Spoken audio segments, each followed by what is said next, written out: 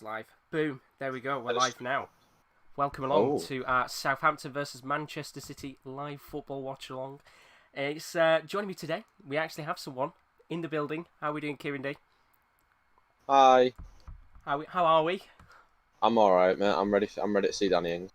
Yeah, no, this is an interesting game because we've just kind of been talking about it before it all actually kicks off, and it's one of those games where realistically there's not much kind of in this game at all. City second guaranteed it pretty much. Let's be real. Southampton probably a small chance of a Europa League spot, but let's be real, it's very minuscule at best if they were to get that. So it's kind of there's nothing riding on it.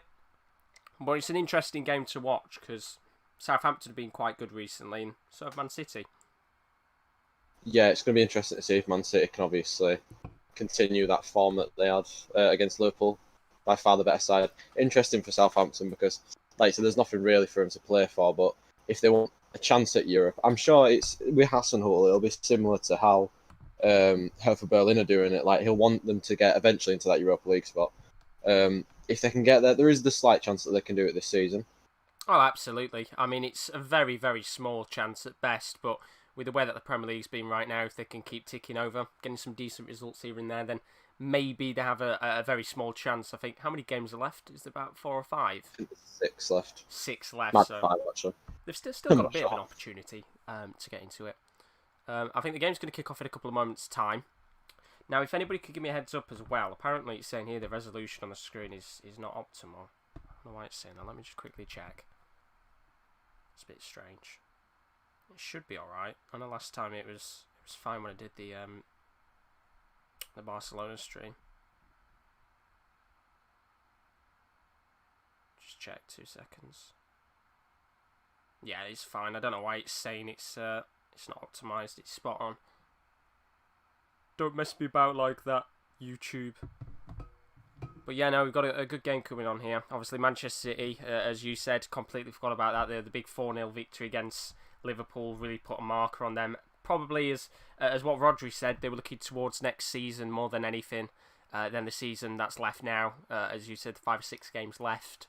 Not really anything for them to play for. Still waiting for their Champions League ban, whether that's going to be upheld or not. So there's not really much left to play for now for them. As for Southampton, if they can get a win today, it'll be a big victory for them. Very big victory. Yeah, it'll be massive for them. Imagine beating the second best team in England.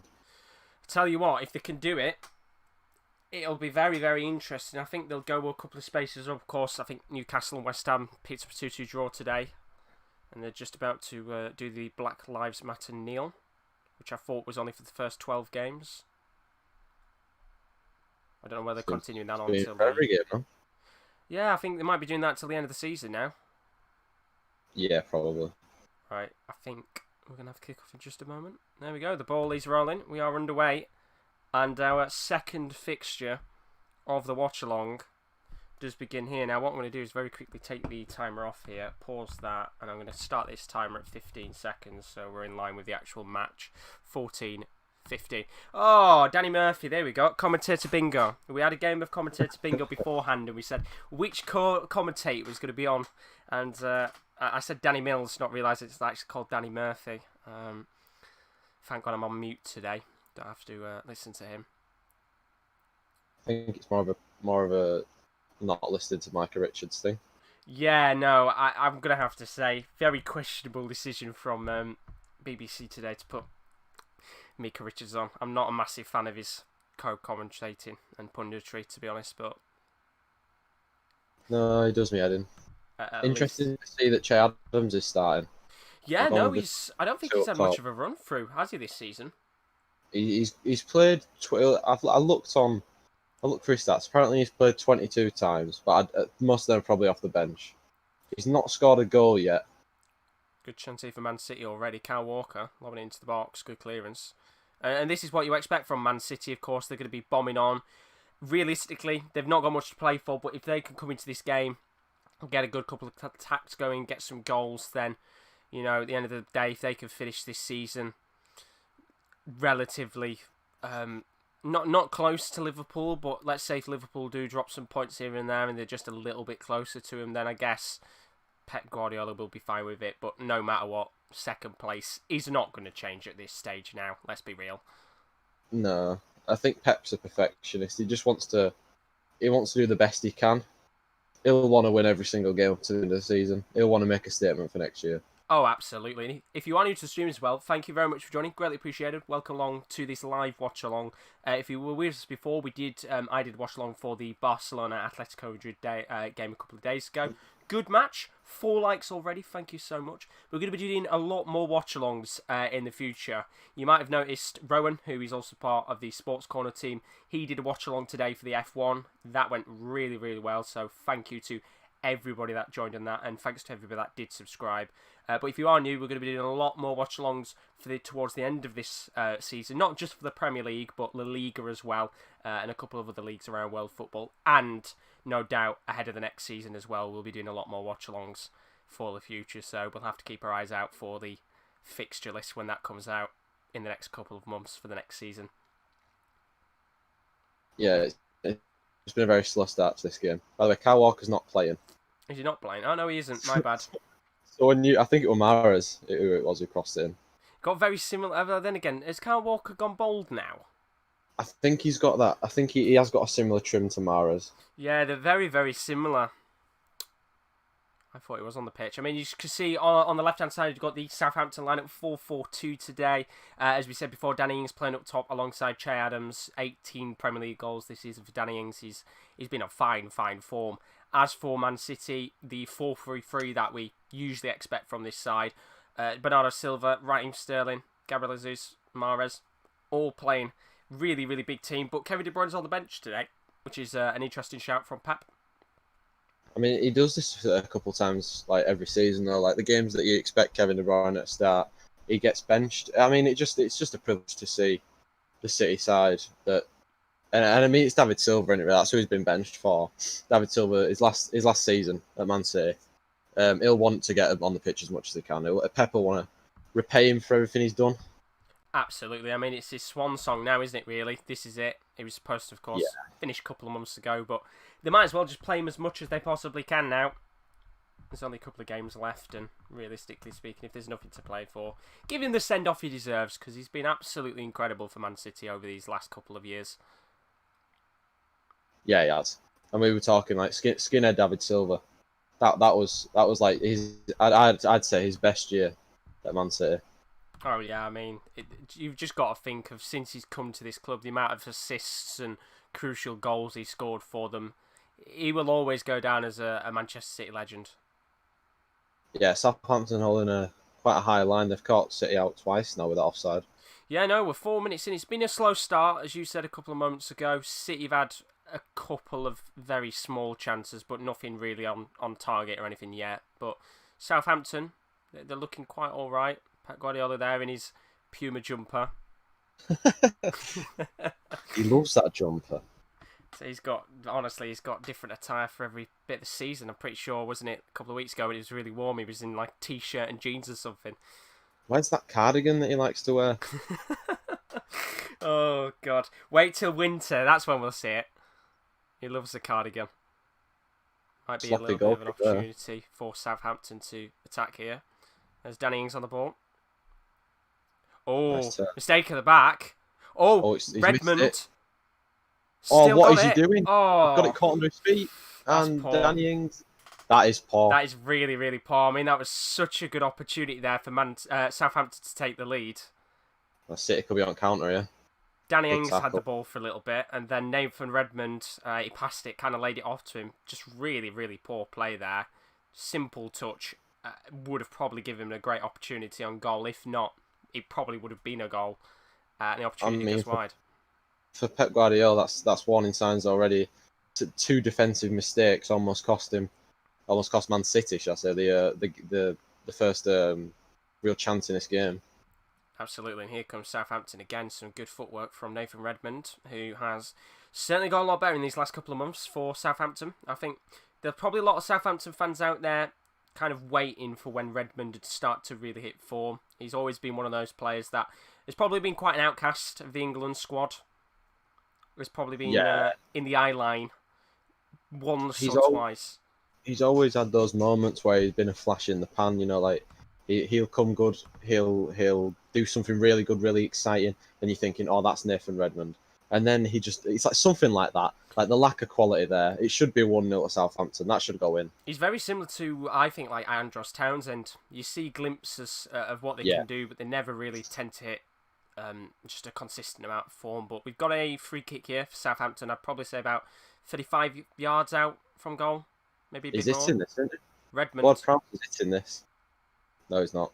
deflected, and we're going to have a corner. I thought Ward-Prowse was shooting up to shoot. Then obviously Ward-Prowse is a free kick merchant, so Yeah, no, I think he scored a free kick a couple of weeks ago, didn't he? Pretty yeah, decent one at that. Watford. I Yeah, think it was last week. yeah, he's usually their free kick taker, but we're going to have a corner here for Southampton, who are looking quite bright in his first 7 minutes. Danny Ings, can he get his 19th goal of the season? Third in the top scorers chart right now. 2 behind Vardy, I think. Who was it who made that mistake at the back? Was it Garcia? I think it was Eric Garcia, yeah. Showing his lack of experience there, then he should have been clear. He should be dealing with that at that earlier chance. Go, Ward-Prowse throws it into the box, and we're going to have another Southampton corner here. They've looked pretty good so far. I mean, Man City had an early flurry of opportunities, you could say, within the first 2 or 3 minutes, but since then, Southampton have really took it to them. And if they can get an early goal here, it's going to make this game very interesting. I think that's what you expect from Southampton, though. Like, you expect to come to St Mary's and not have a simple game. It should be hard. They've got some decent players. Oh, good touch there. Ward-Prowse bobbles it back in, trying to get it towards the back end of the box, but can't get it there, and ball's still bobbling. Not really good defended here by Man City. Very nervous on the ball right now. It's very bright on that left-hand side of the pitch, isn't it? Right-hand side of the pitch. Yeah, it is very, very probably hard to see for the players. I mean, if you're watching the game, you can quite clearly see how the left-hand side is pretty much covered by shadows. The right-hand side looks like a very nice warm summer's day. No doubt. I'd hate to be a left-back or a left midfielder playing there. Yeah, no, not a nice position to be in right now. I mean, I'd probably say at half-time it'll start to darken down a bit. I mean, what are we on? 7:10 now, so it should get a bit darker, but got Ryan Bertrand here with a throw-in. We're in the middle of the field right now. What I will probably do at some point for future watch-alongs is I'll put some like non-copyright music on in the background so it isn't silent at points. But if you do have any improvements for how you'd like to see the watch-alongs improve, then always put it in the comments below. Trying to work on it as best we possibly can. And hopefully we're going to have plenty more to come in terms of watch-alongs. I know I want to do a couple more La Liga ones before the season ends in, I think, 10 days' time. La Liga ends. It's crazy how quick it's all finishing up now. I mean, saw yesterday Real Madrid getting that crucial win. Sergio Ramos is now their second top goal scorer this year. It's crazy, isn't it? I think he scored 10 this season, which is absolutely outstanding. Even though the majority are from penalties, every goal counts. Yeah, but he's a centre-back. It's That's how I look at it. You've only got to look at the stats this season for goal scorers and look at some of the strikers around him. I think Iago Aspas will probably have about the same amount of goals. It's crazy. Yeah, it's really impressive. Got a free kick here for Man City. 10 minutes in, Raheem Sterling just going down there. It's a very soft foul, that. In fact, they've shown the replay for that long that we're now down at a goal kick, I think. That were a very soft free kick, though. But if it was a free kick, that's very soft. Yeah, I know. Bit of a questionable decision there by the referee. Obviously, Man City have been in the news because they lost a player this week. They lost Leroy Sané to Bayern Munich for 55 million. What a signing that is. Oh, it's a great deal for Bayern Munich. Big What a deal. bargain. You've only got to look at it and think to yourself, I think for the last 2 or 3 years, Bayern Munich have been screaming out to get a good left winger. Ever since Ribery and Robben left. They picked up Perisic, of course, from Inter Milan. Only on a loan deal, so he'll go back to Italy, of course, at the end of this season. And The thing is, for Bayern Munich, they've got Koeman and Gnabry. No disrespect to those two, but they're nowhere near the level that Sané is and possibly could get to in his career because he is still only young. He's outstanding, but here comes Danny Ings trying to desperately race through on goal. But good defending there means that Edison can claim the ball. Laporte. That was great defending from Laporte, that. And now Manchester City on the counter-attack. Bernardo Silva trying to get through.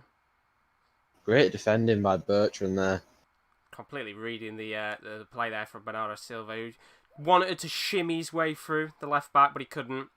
I think he called for handball there by Bernardo Silva. I think he did, but definitely not handball. No, Southampton definitely started the better of these two sides, though. 12 minutes on the clock. They are looking very, very good so far. Somebody's followed me on Twitter. Thank you very much. Silsden AFC. Football club following me. Okay. If they're watching AFC. along, how are we doing? And that Australian. I don't know. I feel like I've heard of Silsden before, and I don't know why. Oh. Weird. Inter Milan, did they get beat, or are they losing? They're losing to. I think they got beat. They were down to 10 men, Inter Milan. And then I know it went 2-1 to Bologna quite late on. So their season's pretty much over now in terms they're of the biggest spot. bottle jobs. They've bottled it this year. They've been so poor ever since the return. I mean, they got a big 6-0 win last weekend. You thought maybe that'd get them running up and going again, but yeah, they're out of the title race now. As are pretty much Lazio as well. They got beat 3-0 by AC Milan last night. Big victory for them. That's probably the Serie A done, because Juventus obviously won, didn't they? Against Torino. Was it Torino they beat? Torino. Good victory that as well. 7 Ronaldo points ahead. Ronaldo obviously breaking that record, didn't he? He did indeed. First free kick as well in about 2 or 3 years or something like that. It's crazy stat. That's incredible. A really, really good free kick as well, gotta say. I think Laporte and Eric Garcia have swapped sides. I think Laporte's now on the left-hand side of the defence probably because of that mistake earlier. Yeah, I think they have. I know this. I know the clock's a little bit. It's only about a second or two behind, but Southampton coming on the attack again. Danny Ings and I thought Che Adams would have been a little bit further up there. It wasn't actually Che Adams. It was Stuart Armstrong, formerly of Celtic. He made a good run there, Armstrong. If Danny Ings could find him, you're thinking he's in. And he's good finisher, is Stuart Armstrong. Yeah, no, this 4-4-2 right now is looking incredibly dangerous against this City side. I mean, we spoke before this game kicked off. Che Adams has had about 20 odd appearances this season, but a lot of them off the bench. You know, coming from Birmingham City, where he had a quality season in the Championship, and he's not really hit the same heights in the Premier League, but it does look like this pairing could work quite well. I mean, of course, we know they've still got Shane Long, who can come off the bench. You know, not necessarily a big goal scorer, but he does tend to come in clutch once every 6 months. I mean, they can always put another man in midfield if they get an overrun in there as well. They've got, I think it's Højbjerg on the bench. I'm guessing They have it. Yeah, Højbjerg will probably come on if they get an overrun in that midfield. But as of yet, they're almost sitting in 2 banks of 4. But when City are coming forward, I think Ryan Bertrand is making it a 5 in the midfield and almost a 3 at the back with Kyle Walker-Peters joining Bednarek and Stevens as a 3 centre backs. I think that's how they're lining up. They just look really, really slow so far, Man City. I think it might genuinely be they're just struggling to break this team down right now. As you said, there's a lot of players overlapping, but we have seen a lot of possession in the attacking half of Manchester City's section, and Southampton here just really tightly marking players. I mean, we've got Zinchenko on the ball there, and he was pretty much getting closed down by 3 or 4 players. They're a good side, Southampton, on their day. I mean, we spoke on the podcast beforehand about how since they lost 9-0 against Leicester all those months ago, they've lost a very small amount of games, which is incredible when you think about it, which you perfectly said before. There's been a chance at goal. Oh, my God! Is it it's gone in. It's gone in. What a goal. I don't know whether that was going to count or not, but Che Adams has just scored pretty much from the halfway line. Oh my God, that is what is absolutely incredible, but at the same time, awful defending. Oh, Sterling's not happy with Zinchenko.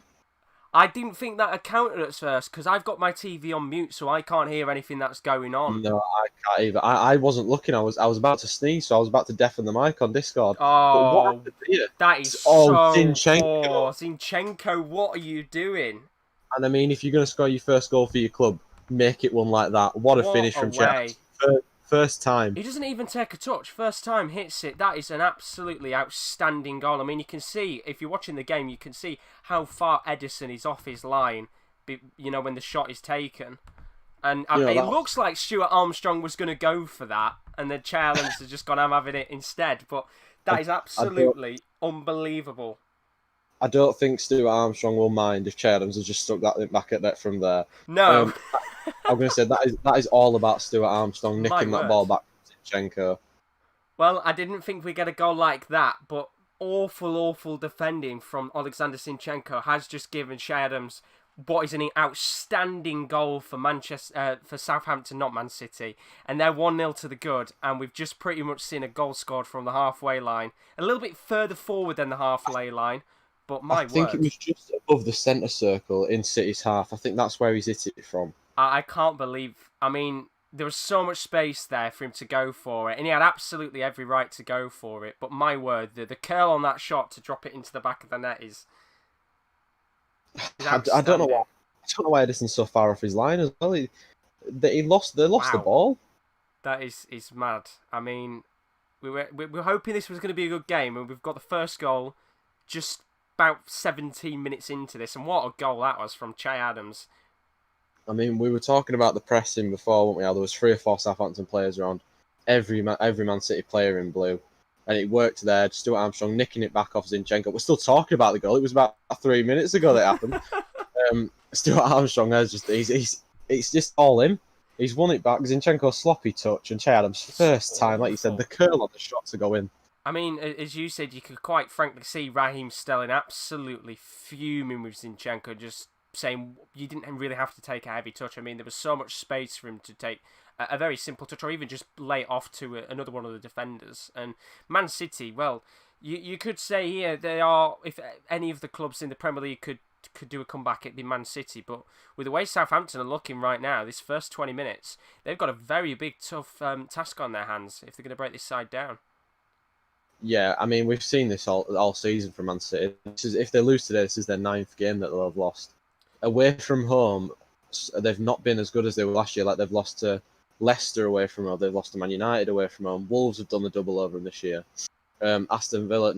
Norwich, sorry, they've beat them away from home. Away from home, there's something about Man City, and they're just not as solid. Look how far Ederson's out of his goal again there. I don't know whether he's been watching clips of Neuer. If you might have seen Neuer's incredible pass to Lewandowski for a rather questionable goal in the DFB Pokal final yesterday. We've got a good chance here for Man City maybe to equalise. Fernandinho trying to hit that on the edge of the box. Drops down for Zinchenko. Now it's in from David Silva. A fumble at the back. And Man City are going to have a corner here. Maybe. That's sloppy. They could get an equaliser just a couple of minutes in. But I was going to say before, I think Neuer, Ederson's been watching clips of Neuer. Yeah, for sure. I know that's his game, Ederson. I know he's the first of his real kind to master the art of being an outfield player and a goalkeeper at the same time, but he doesn't need to be that far out from his goal. He was almost like level on with Laporte and Eric Garcia then. We've got a corner here, lofted in by David Silva. 20 minutes on the clock exactly. It's now on the edge of the box. Zinchenko. Not really doing much with it. Now it's into Raheem Sterling. A lot of really, really good tight marking here from Southampton. We keep saying about it, but they are pressing really well. There's at least 2 players on an individual on the ball. As you can see here, David Silva's been really pushed into the middle of the field. I mean, that's what you need to do with these City players. You need to get on them and stop them using that quality that they can hurt teams with. It's been a good game so far, 20 minutes in. As I said, if you're on your stream, it'd be greatly appreciated if you do leave a subscription. We're going to be doing a lot more watch-alongs. We do watch-alongs of the Premier League, La Liga. I'm going to do a watch-along soon of Liga NOS as well, because there's a big fixture going on. But we've got a chance for Man City here. Bernardo Silva trying to drive through on goal. He's gone down. Ooh. And there is calls here for a penalty, but the ref says play on. He was in between the 2 players there. That's going to get checked by VAR because Bertrand's booted out. Yep. That's being checked by VAR. I think he might give this. I think. Let's have a look. So the replay's on here. That's a penalty. I'd say. Oh, that is a penalty. That's a penalty. That's Romeu stepped across him. There is no way he's getting through Benderek and Romeu there. I mean, from that angle, it looked a bit soft, but from the first No, angle, it's not been given. not been given. Referee has said play on here. No penalty for Man City. I mean, it's a very, very tough decision in terms of whether it's a little bit light in the tackle. But if you're watching this game, it's been so tightly marked there by Romeo and Bednarek that I just don't think he's got any way of getting through them without being No, clipped. I thought that was a foul. I think if that's outside the area, that's a foul. Yeah, I agree with you there. But 21 minutes in, could have been an early equaliser in this game for Man City, but the referee says play on, and I think that's a bit of a questionable decision there. Yeah, for sure. It's a controversial call from the referee there. Very, very controversial, but he's still got plenty of time to get back into this. Lovely ball clipped into Riyad Mahrez, who has been really good this season. Actually, is that Cancelo? Is Cancelo moving up? Look at him go. Driving it in, and what an opportunity that is. And, well, Gabriel Jesus has got to look at himself there and say, why is that not in the back of the net? That's an open net. I mean, it's a very, very tight angle, don't get me wrong, but at the same time, a player of Gabriel Jesus' quality should be putting that into the back of the net. Lovely work from João Cancelo. It's a really, really poor touch there from Jesus, and he skies it. That for me, that's the reason why I said on the other day on the podcast that Man City are in trouble. A good striker, a good number 9, a hungry, poaching number 9 puts that in the back of the net. If that's Sergio Aguero, that's 1-1.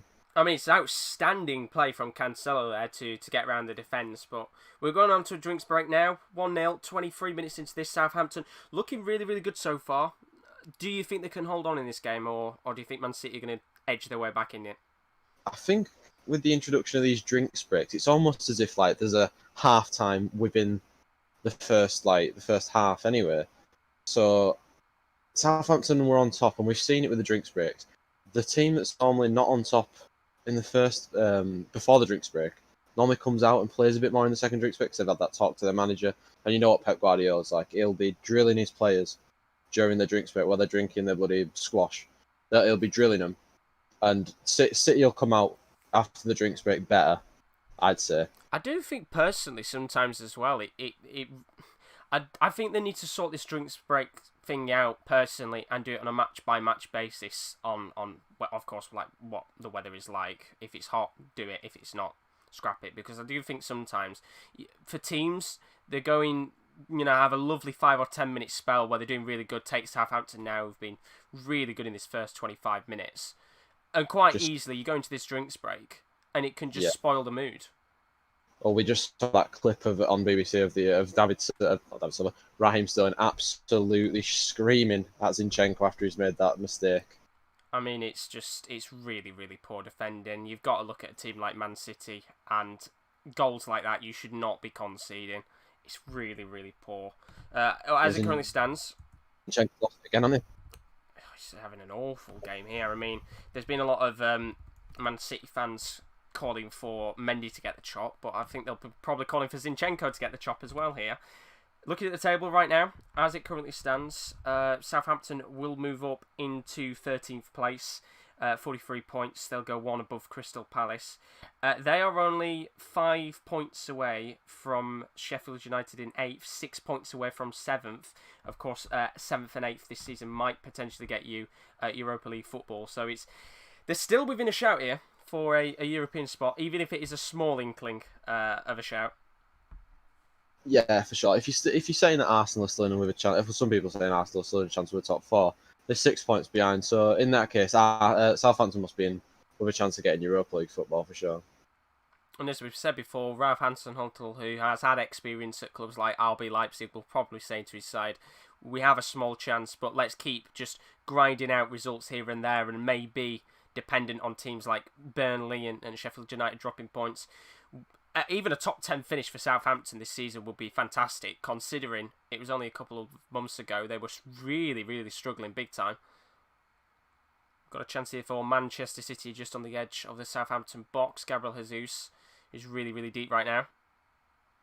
Here's Fernandinho. I think for Man City, if you're looking for one positive outlet out of this, they're getting a lot of joy down that right-hand side with Mahrez and Cancelo. And there's another example. David Silva trying to flick in a cross into the box, and it goes out for a corner. Pressure now on Southampton here to defend.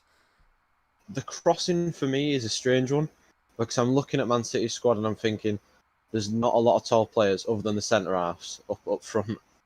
No, it's a very, very small team. There's Laporte, probably one of the taller players. Oh, it's a lovely volley from Raheem Sterling. And it's cleared nearly off the line, you could say. And that was a big chance. Yeah. Is that Jesus in the middle again that's missed it? I think it was. I mean, Pep Guardiola is looking on right now, probably absolutely fuming at the fact that his side aren't at least level. But we're just seeing a replay here, and that was a big, big opportunity for Man City to make it 1-1. Look at this ball.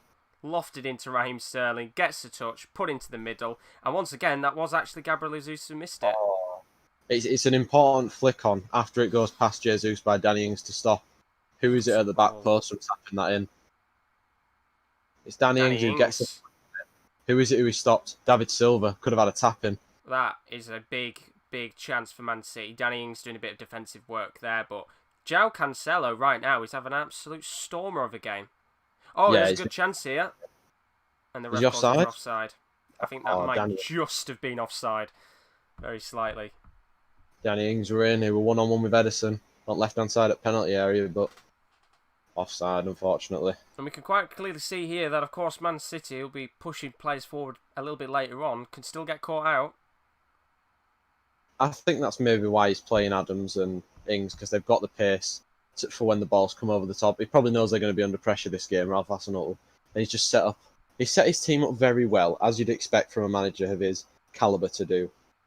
Yeah, no, it's a really good side. Here come Man City again. Raheem Sterling lofted a ball into Riyad Mahrez. Can he use his skills to dance around the Southampton defence? It's lofted into Bernardo Silva on the edge of the box. David Silva.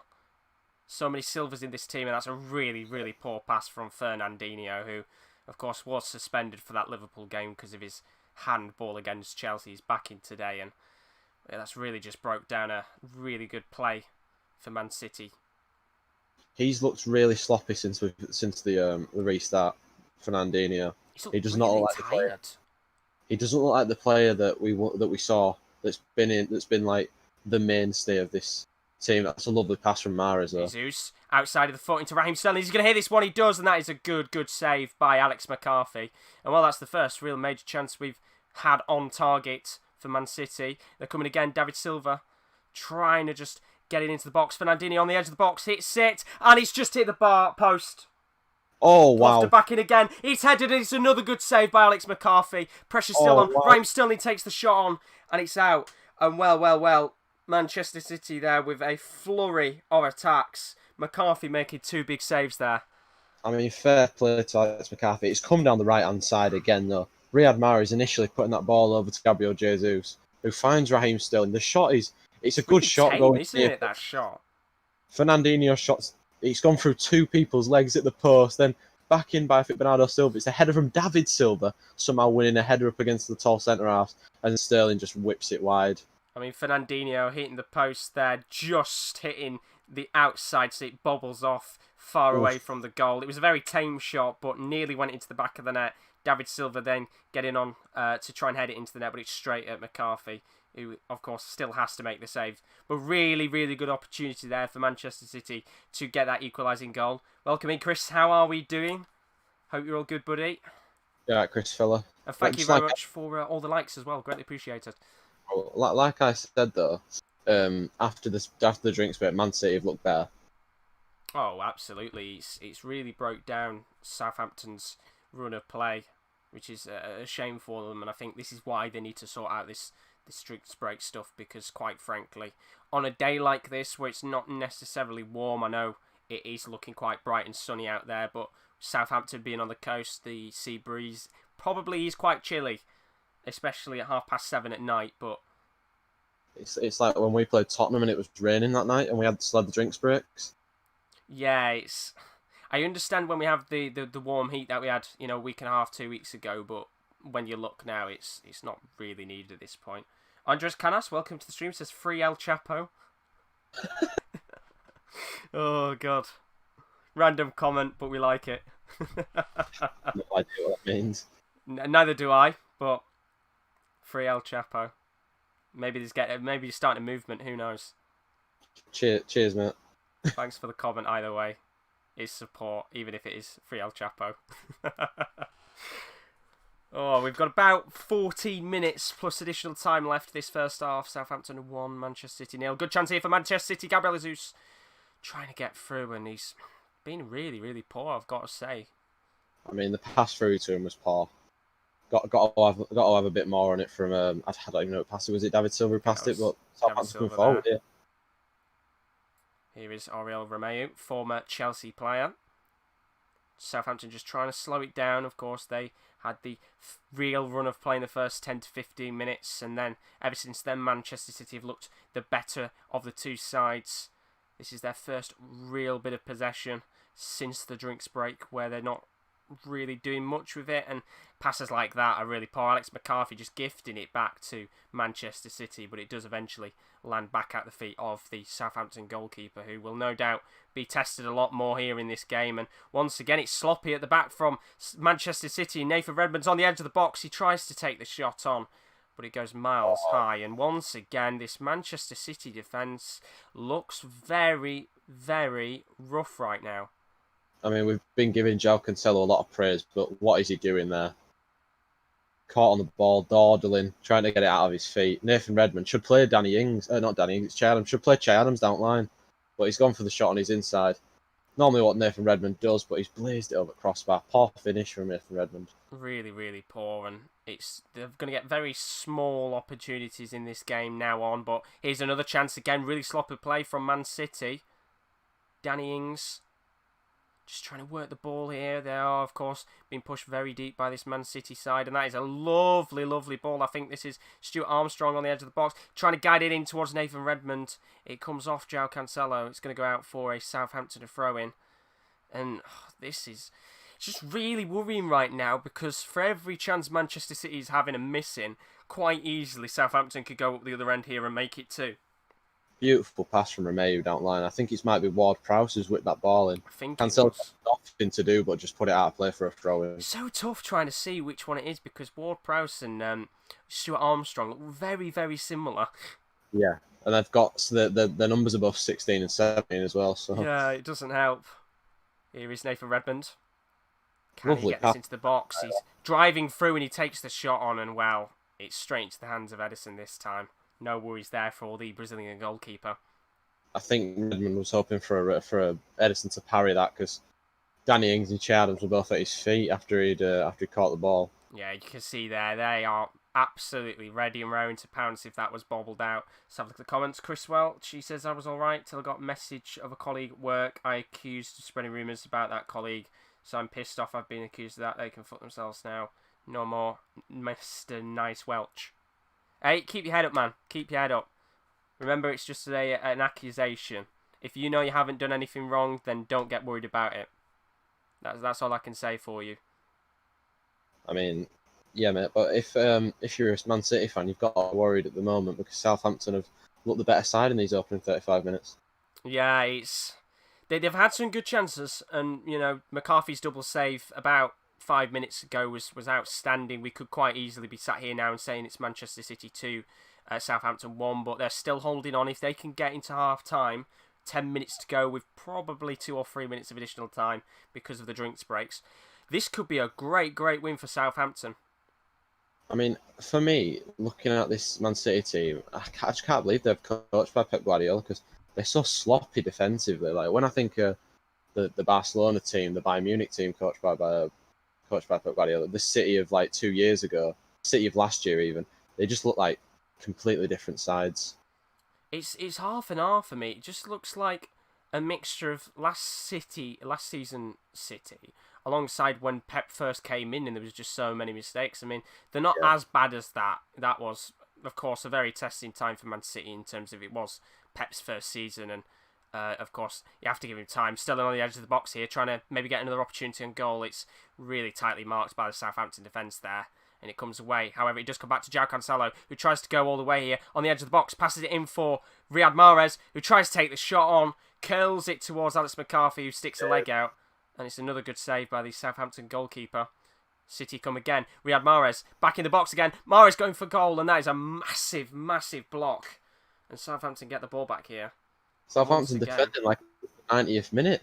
It's clutch defending at the back by Bednarek and Jacob Stevens today. Really, really good from the two centre halves. Just think Danny Ings could have countered then. He just told them all to calm down. Questionable, very questionable there. I think with the way that this game is, they should be going for it. Counter-attack. The defence right now looks so sloppy in terms of passing-wise that you could quite easily hit them on the break here. Yeah, but for Man City, there's signs that Southampton can be got at. They've got them a few times down the right side, like they are again now. Bernardo Silva on the edge of the box, lofting it in towards Raheem Sterling. Tries to come down for him. There are calls here for injuries, and the ref has just blown his whistle. 2 players going down, one of them being David Silva, who I think might have just taken a hit to the head there. Oh, that was a nasty one. Yeah, that wasn't good. Peters, I think, is who's down as well. Of course, on loan from Southampton. Let's have a look at this one back. Yeah, clash of heads there. Walker Peters and David Silva going down, so we'll have a bit of a injury break here. Get the 2 players sorted. Nasty clash, that. Really worrying clash there. In terms of future games I'm looking to do now, I have a bit of a problem right now in terms of matches for the Premier League, for doing live games that aren't available for free because I'm just too far behind to do matches like that. But I am looking to get BT Sports soon, of course, with the Champions League coming back in, I think, the next couple of weeks, next month, I think exactly tomorrow, so should be some big games coming up in the Champions League. But in terms of other games, I will, of course, get some of the boys on as well. I think, no doubt, Kieran D will happily do a couple of games as well, the other lads as well. There is a game coming up on July the 9th on Amazon. Amazon does have a couple more games. Everton versus Southampton, so we might see them come up again. And then, no doubt, I don't know whether you want to do this one or not, Southampton yet again, but they play Manchester United on July the 12th. Ooh. And that'd be quite interesting to do. Free game on Sky Pick. I mean, if you want a biased commentator, then yeah, sure. Can get biased commentator. Why not? Get a Manchester United fan in the building. Can have our own United stand. Oh, I'd be loving that. Oh, I mean, what a game you had, of course. 5-2 win against Bournemouth. Yep, it was good. Defensively, not so good. Offensively, very good. Yeah, I was very slightly gutted. I was watching the Leicester Palace game, seeing the notifications in the chat. All I could hear was constant pings of goals every 5 seconds for that game. But in terms of goals in this one, it's still 1-0 to Southampton. Yeah, but the home side have got to be happy with this. Like, you're beating the champions of England. Well, not the former champions of England, should I say. City just haven't got out of the starting block. Their finishing is just not on point. They give the ball away again here. Their finishing has been poor, and their passing in the defensive half is absolutely woeful right now. I think the majority of passes have been ridiculously poor. Swishy G says that is a proper porn tash, my man. We love it. We're going to grow it out and eventually twirl it up. I said I was going to try and get a true depiction of what coronavirus and lockdown looks like, but it is going to get shaved off soon. It's just looking awful. I want to get like proper beard cream and try and grow it out. I think City, Fernandinho's playing obviously in that CDM role. They're missing that out ball, like where Rodri normally is. They're missing that because I think Fernandinho and Rodri, they obviously offer you a lot different because they're different style of players. Rodri's that more tall, physical type of player, whereas Fernandinho plays between the lines a little bit. Obviously, he's a great tackler, but he just looks really tired. I think it's because they've had so much independence on him to play centre back, then moving back to midfield again. It just looks like to me he needs just a big break. Yeah, he's quite old though. He's getting on a little bit. 34 now, I think. Fernandinho signed a new contract recently. So she says, yeah, man, great, massive. I think I'm going to cut it off and just restart again.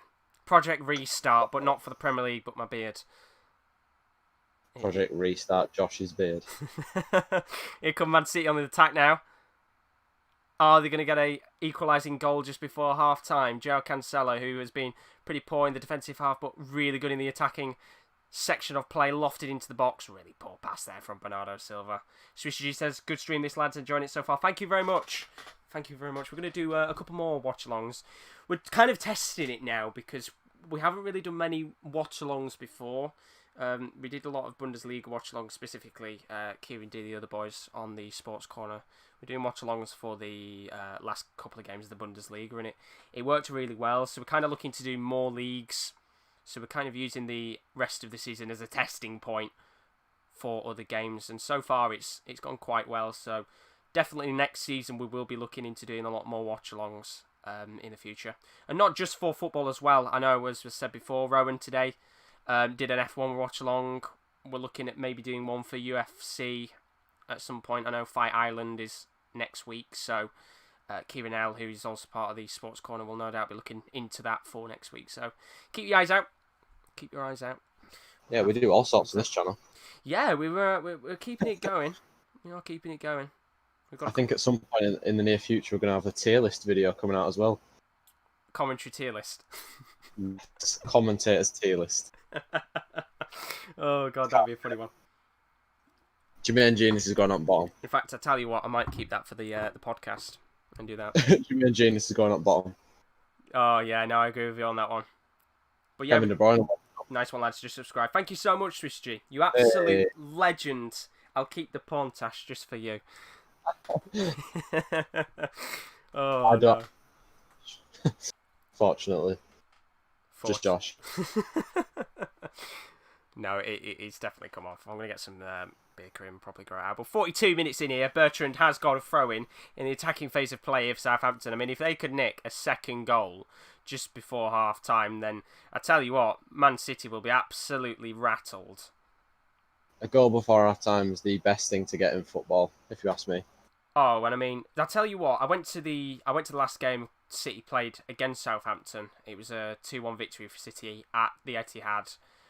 They didn't really look convincing in that game as well, and they look really poor in this one too. Late winner in that game. I think you put it perfectly when you said they've looked like City of last year and the City of Pep's first year. In like at different points of the season, like when we played them twice. Great chance! Dennings tries to get a touch, and that should have been put into the back of the net. Well, as I'm waffling, it's come over the top from, I think, Kyle Walker-Peters, and Danny Ings on the volley. You'd bet your house on him putting that in back at net, and he skied it. Yeah, sorry for butting in, but no problem. He's offside, I think. That might have just been offside, but as you said, you'd bet your money on that being in the back of the net. And talking about someone betting money, Swiss G says if Southampton win, I win 250 quid. Well, I'll tell you what, mate, if they can hold on for another half here, you are going to be absolutely in the money. Well, if City now equalise before half time, I'd be blaming Danny Ings because that should have been a stonewall goal. That's really, really poor. Really, really poor. And we're going to have a free kick here for Manchester City. First yellow card coming out in the game. That is never a foul, that. Oriol Romeu. He won the ball. David Silva, get up, man. He's a very, he's a ball winning. No, he didn't. That is a free kick. He's got nowhere near the ball. My apologies. I thought he got the ball there. Yeah, maybe that is a yellow card. We both looked at that and gone, no, it's not. It definitely is. It's because of the angle that I'm looking at it on. It looked like he got the ball, but no, he did. He took the guy's leg out. Oh, I'm sorry, David Silva. Maybe there's one more opportunity for Man City. No, there isn't. That is really poor from Raheem Sterling. And to say that they won 4-0 against Liverpool, a ruthless performance from them. They've looked really poor here, and there's going to be 3 minutes of additional time, of course. I think most games you would expect at least 2 or 3 minutes because of the drinks breaks and any other injuries and problems elsewhere. But they've got 2 minutes and 45 seconds here to nick an equaliser.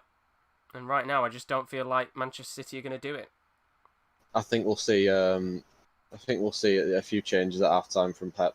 I think De Bruyne will come on for sure, and I think probably Phil Foden as well. Absolutely. When are the next FA Cup fixtures being played? Is that a couple of weeks away?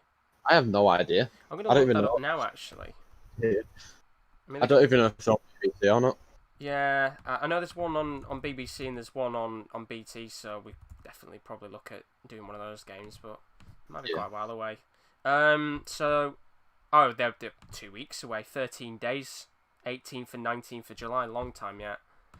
I didn't know whether they were resting any players for any cup games or not, but of course Champions League isn't till August, and the FA Cup's not for a couple more weeks yet, so Carabao Cup, of course, finished a long time ago. There's some midweek fixtures this week, so they're probably just... They've got nothing to play for, have they? So they might as well just... Pep does what he wants, doesn't he? Could cross that. I forgot about the midweek fixtures. It's, of course, such a hectic set of schedules, not just in the Premier League but across world football. Of course, La Liga, Serie A still going on in the background. Bundesliga finished a couple of weeks ago, but 1 minute, 30 seconds left in this. Manchester City 1-0 down. If you haven't seen the goal, it was very, very questionable defending by Alexander Zinchenko in terms of the touch that he made. As for Che Adams, well, what a lovely finish it was. Just towards the halfway line, not necessarily. It was just at the edge of the centre circle. And it was a lovely, lovely curling finish into the back of the net. And, well, Pep Guardiola, you can see him on the screen right now. If you are watching the game, he just doesn't look happy. Really doesn't look happy. He's not the type of person to show his emotions, but you can quite clearly see on his face, I don't think they're going to get a very good talking to at half-time. He's going to kill them at half-time. He doesn't look happy at all, and as you perfectly put at the start of the show, he's a perfectionist, and even though this season is realistically over, he will probably want to go and win every game till the end of the season, and with 40 seconds left here, Southampton and Ralph Hasenhuttl will be absolutely buzzing going into the break at half-time here. And I think Swissy G will be more buzzing than the players are, because he's a step closer towards winning £250. I think we were saying about Che Adams, weren't we? And I think he obviously had that big money move. He's not gone well for him this season, but that goal might do his confidence the world of good. Absolutely. They've always kind of had a bit of a problem, Southampton, I think, in terms of getting a really good goal scorer. You know, as I said, Shane Long scores probably once every 50 games, and that's not being harsh. It's just realistic to how he plays. And I think at the same time as well, Che Adams, he just needs a run in. He just needs a bit of a go. And it's very hard to take a player like Danny Ings out of the squad when he's getting so many goals. But half-time has just arrived. It is Southampton 1, Manchester City 0. And, well, Ralph Hasenhuttl will be absolutely buzzing with his performance from his team so far. Really, really good game from them. And as for Pep Guardiola and Manchester City, there is a lot of work to be done. Yeah, for sure. I just hope that at after half-time, Southampton come out with that same mentality of let's get at them, let's press from the front, let's put pressure on these centre halves that are nervy on the ball, and the left back and right back don't look convincing either. Let's just get on them, let's prey on their weaknesses, and that's what's got on the goal, and that's what's got on the chances. There could be arguably 2-0 up at the moment if Nathan Redmond's 2 shots that he had would have gone in the back of the net. Yeah, I agree with you on that one. Really, really lacklustre performance, you could say. They've had a couple of decent opportunities here and there, but not taking them as you would have expected them to. I mean, you can see right now, possession-wise, Manchester City have had 70%, Southampton have had 30%. Attempts-wise, when you look at the on-target, very similar. And when you just look at attempts in general, Manchester City have had 8 attempts, Southampton have had 6. So, although they've not had a great deal of possession, whatever Ralph Hasenhuttl has set up here is working absolutely perfectly.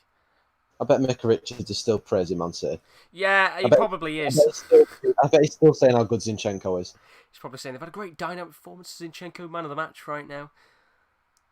Yeah, no, for sure. Absolutely not man of the match. Probably the worst. One of the poorer players on the pitch. But it's great performance for Southampton. As the table currently stands, they do go into 13th place. Still, of course, a little bit far behind for the Europa League spots, but you can never say never with how the Premier League is so far. But keep your eyes out if you are new to the stream and you're probably wondering, well, what do you do on this channel? This is the Sports Corner. We do a lot of different stuff, not just football. If you're a fan of F1, if you're a fan of wrestling, UFC, then all the content is on here. So on a Tuesday, we have the Wrestling Corner podcast, which is hosted by Rowan and Simon. A lot of good content on there, of course. Wrestling getting back underway a couple of weeks ago. On a Wednesday, we have the Top Corner podcast. We're coming into what is our final 3 weeks, actually, when I looked at the calendar. 3 weeks left of it. We talk about European football, Serie A, La Liga, Premier League, so keep your eyes out for that. We've got a couple more episodes of that before we do finish up the football season. And then on a Thursday, or whatever day it is, it kind of fluctuates each week. We do have the NFL Corner with Kieran L. and Will. So, 1-0 at half-time. Welcome to the stream. Jesmiel, thank you very much for joining. He says, I'm a Manchester City fan, and to be honest, if we keep being inconsistent, I'm really scared from Manchester United and Chelsea taking over. Well, let me get the Premier League table up, actually. I think you're going to be quite comfortable, to be honest. I think you mean that next year, like in general, taking over them as in. Oh yeah, I get what you mean now. I was just about to say, if you was thinking this season, they're quite far away right now. I mean, Leicester City 8 points away from second and that, but I do get what you mean now. In terms of next season, it's it's going to be interesting because I think people probably don't realise that this upcoming season, because of all the coronavirus stuff going on, financial fair play is not taking effect.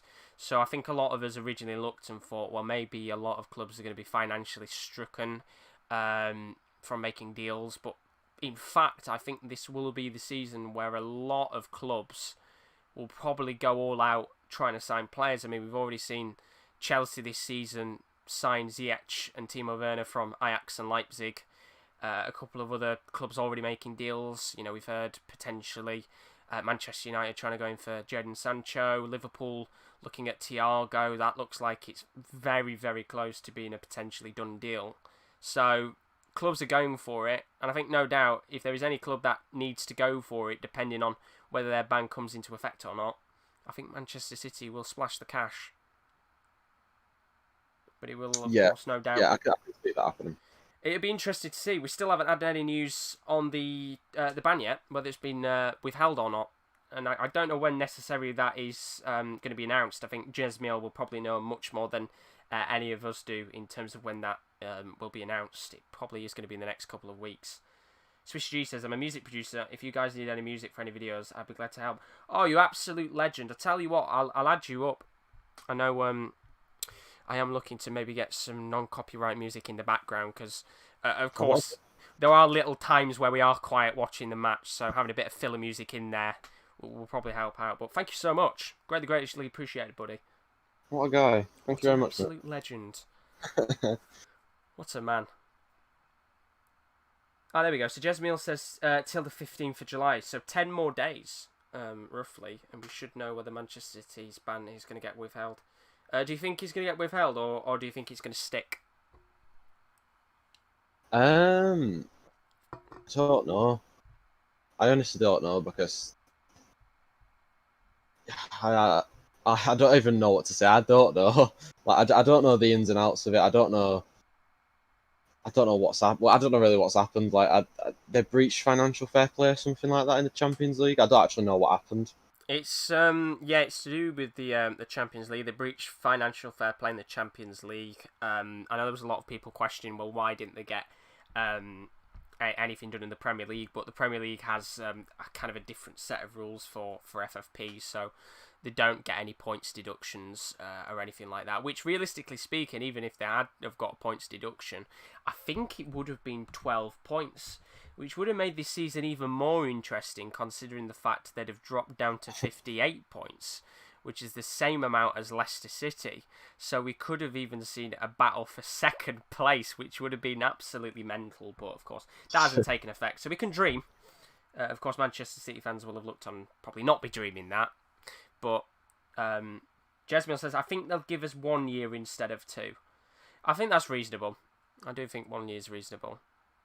We're just looking at the chances that Man City have had, and again and again and again, it's just coming down this right-hand side. Mahrez and Cancelo, they've been getting past Bertrand, they've been getting round him. He's not really tracking them back, is Bertrand. He for me, has been the weakest out of the starting 11 for Southampton so far. It's too easy to get past him. Yeah, I agree with you on that one. There is a lot of space being open. You can quite clearly see in that first half that they've been targeting the open areas, Manchester City, but to no avail right now. Jesmiel says he's really scared of losing De Bruyne and Sterling. I think it all depends on how long the ban is. I think if it's 1 year, I think most players will be just quite happy to do the year, win the Premier League, and then, of course, get going again with the Champions League. But if it's 2 years, it's going to be interesting to see what happens, because no doubt there'll be a lot of clubs circling around for players like De Bruyne and Sterling. I think it's all to do with if Pep Guardiola stays or not, for me. It's interesting because you always know what Pep Guardiola's like. He has a certain amount of time before he moves on. He's never the type of manager that, stays for a long project of 6-7 years plus. He's not that type of guy. And quite frankly, there just aren't many managers that, one, last that long in a football club now, and two, that want to do that anyway. A lot of managers do want to try different things out, go to different leagues, but I don't know, because of course he wants to win the Champions League, but if they get banned, let's say, for 2 years, you're going to be talking, at least it could be like another 3-4 years before they win it. Yeah, for sure. I think obviously they've got a tough game against Real Madrid coming up. I'm not sure who's going to win that because both teams. I mean, actually, Real Madrid have been on better form than Man City have. Um, it just could go either way. That's the thing. If is it being played at a neutral ground or is it being played at the Etihad? Well, they're looking to try and play at the Etihad, but as far as I'm aware, they've not confirmed it yet. So there's a potential chance that it might not actually be played at Etihad and it gets played in Portugal instead. So it's still up in arms right now. Well, for me, what they should do is the teams that have played the first legs just play the second legs at the stadium that's not been played at yet, and then the next round just play one fixture. Don't play two legs, just play one fixture between the two sides. Straight knockout. Whoever wins goes out. Because if it's been played at a neutral ground, there's no need to do two legs. Give us two legs just for more football. No, I agree with you that. One leg's probably alright. It's like with us. Lask Lindsay got to come to Old Trafford being 5-0 down. I'm sorry, we could play the under-12s and not get beat 6-0. Yeah, no, it's one of those. I think they're doing the NHS round of applause. I didn't know that was continuing. I think it's NHS's anniversary, so they're doing. I don't know. It's a 1 minute or 2 minute applause, but they're just showing all the players applauding from previous matches and. Just thought best winger in Premier League there.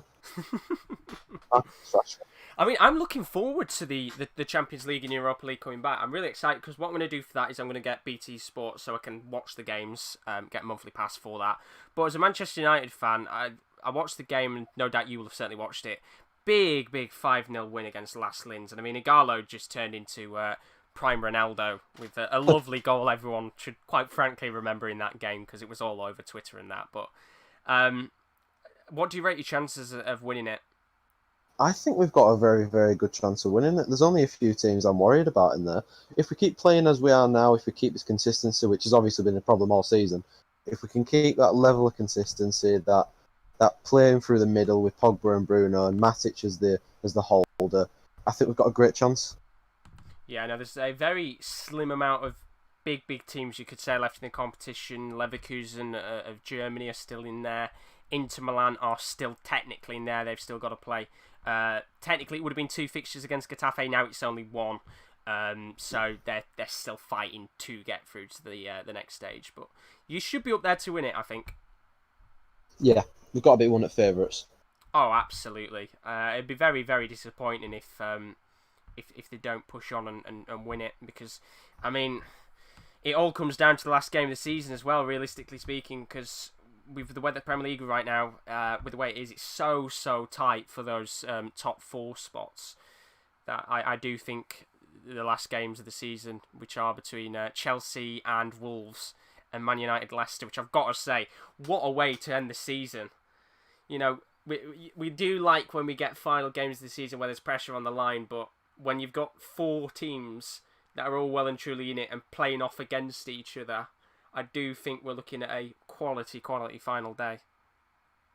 Yeah, for sure. It should be good, and I think we're going to be doing a watch-along for it, are we, as well? We are indeed. That is the plan. I think the final Premier League fixtures, I've got the fixture list up now. The last games of the season are on the 26th of July. They're all played at 4 o'clock on the last day. So some good games going on. Chelsea, Wolves and Leicester Man U, of course, taking centre stage. Newcastle, Liverpool, where Liverpool will hold the title. And not just that, there's some massive games down at the bottom as well. West Ham face Villa, which, depending on the next couple of games' time, could still be a relegation battle. Arsenal facing Watford, still could be down there. Burnley, Brighton. And I feel sorry because Man City have got to face Norwich. Big games. Some big games indeed. So that'll be towards the end of the season. And even before that, actually, we're getting prepared because in 5 days' time, we've just been talking about it, but we do actually have, I don't know why that's behind me there, we do have the quarter, semi-final and final draw for the Champions League going on.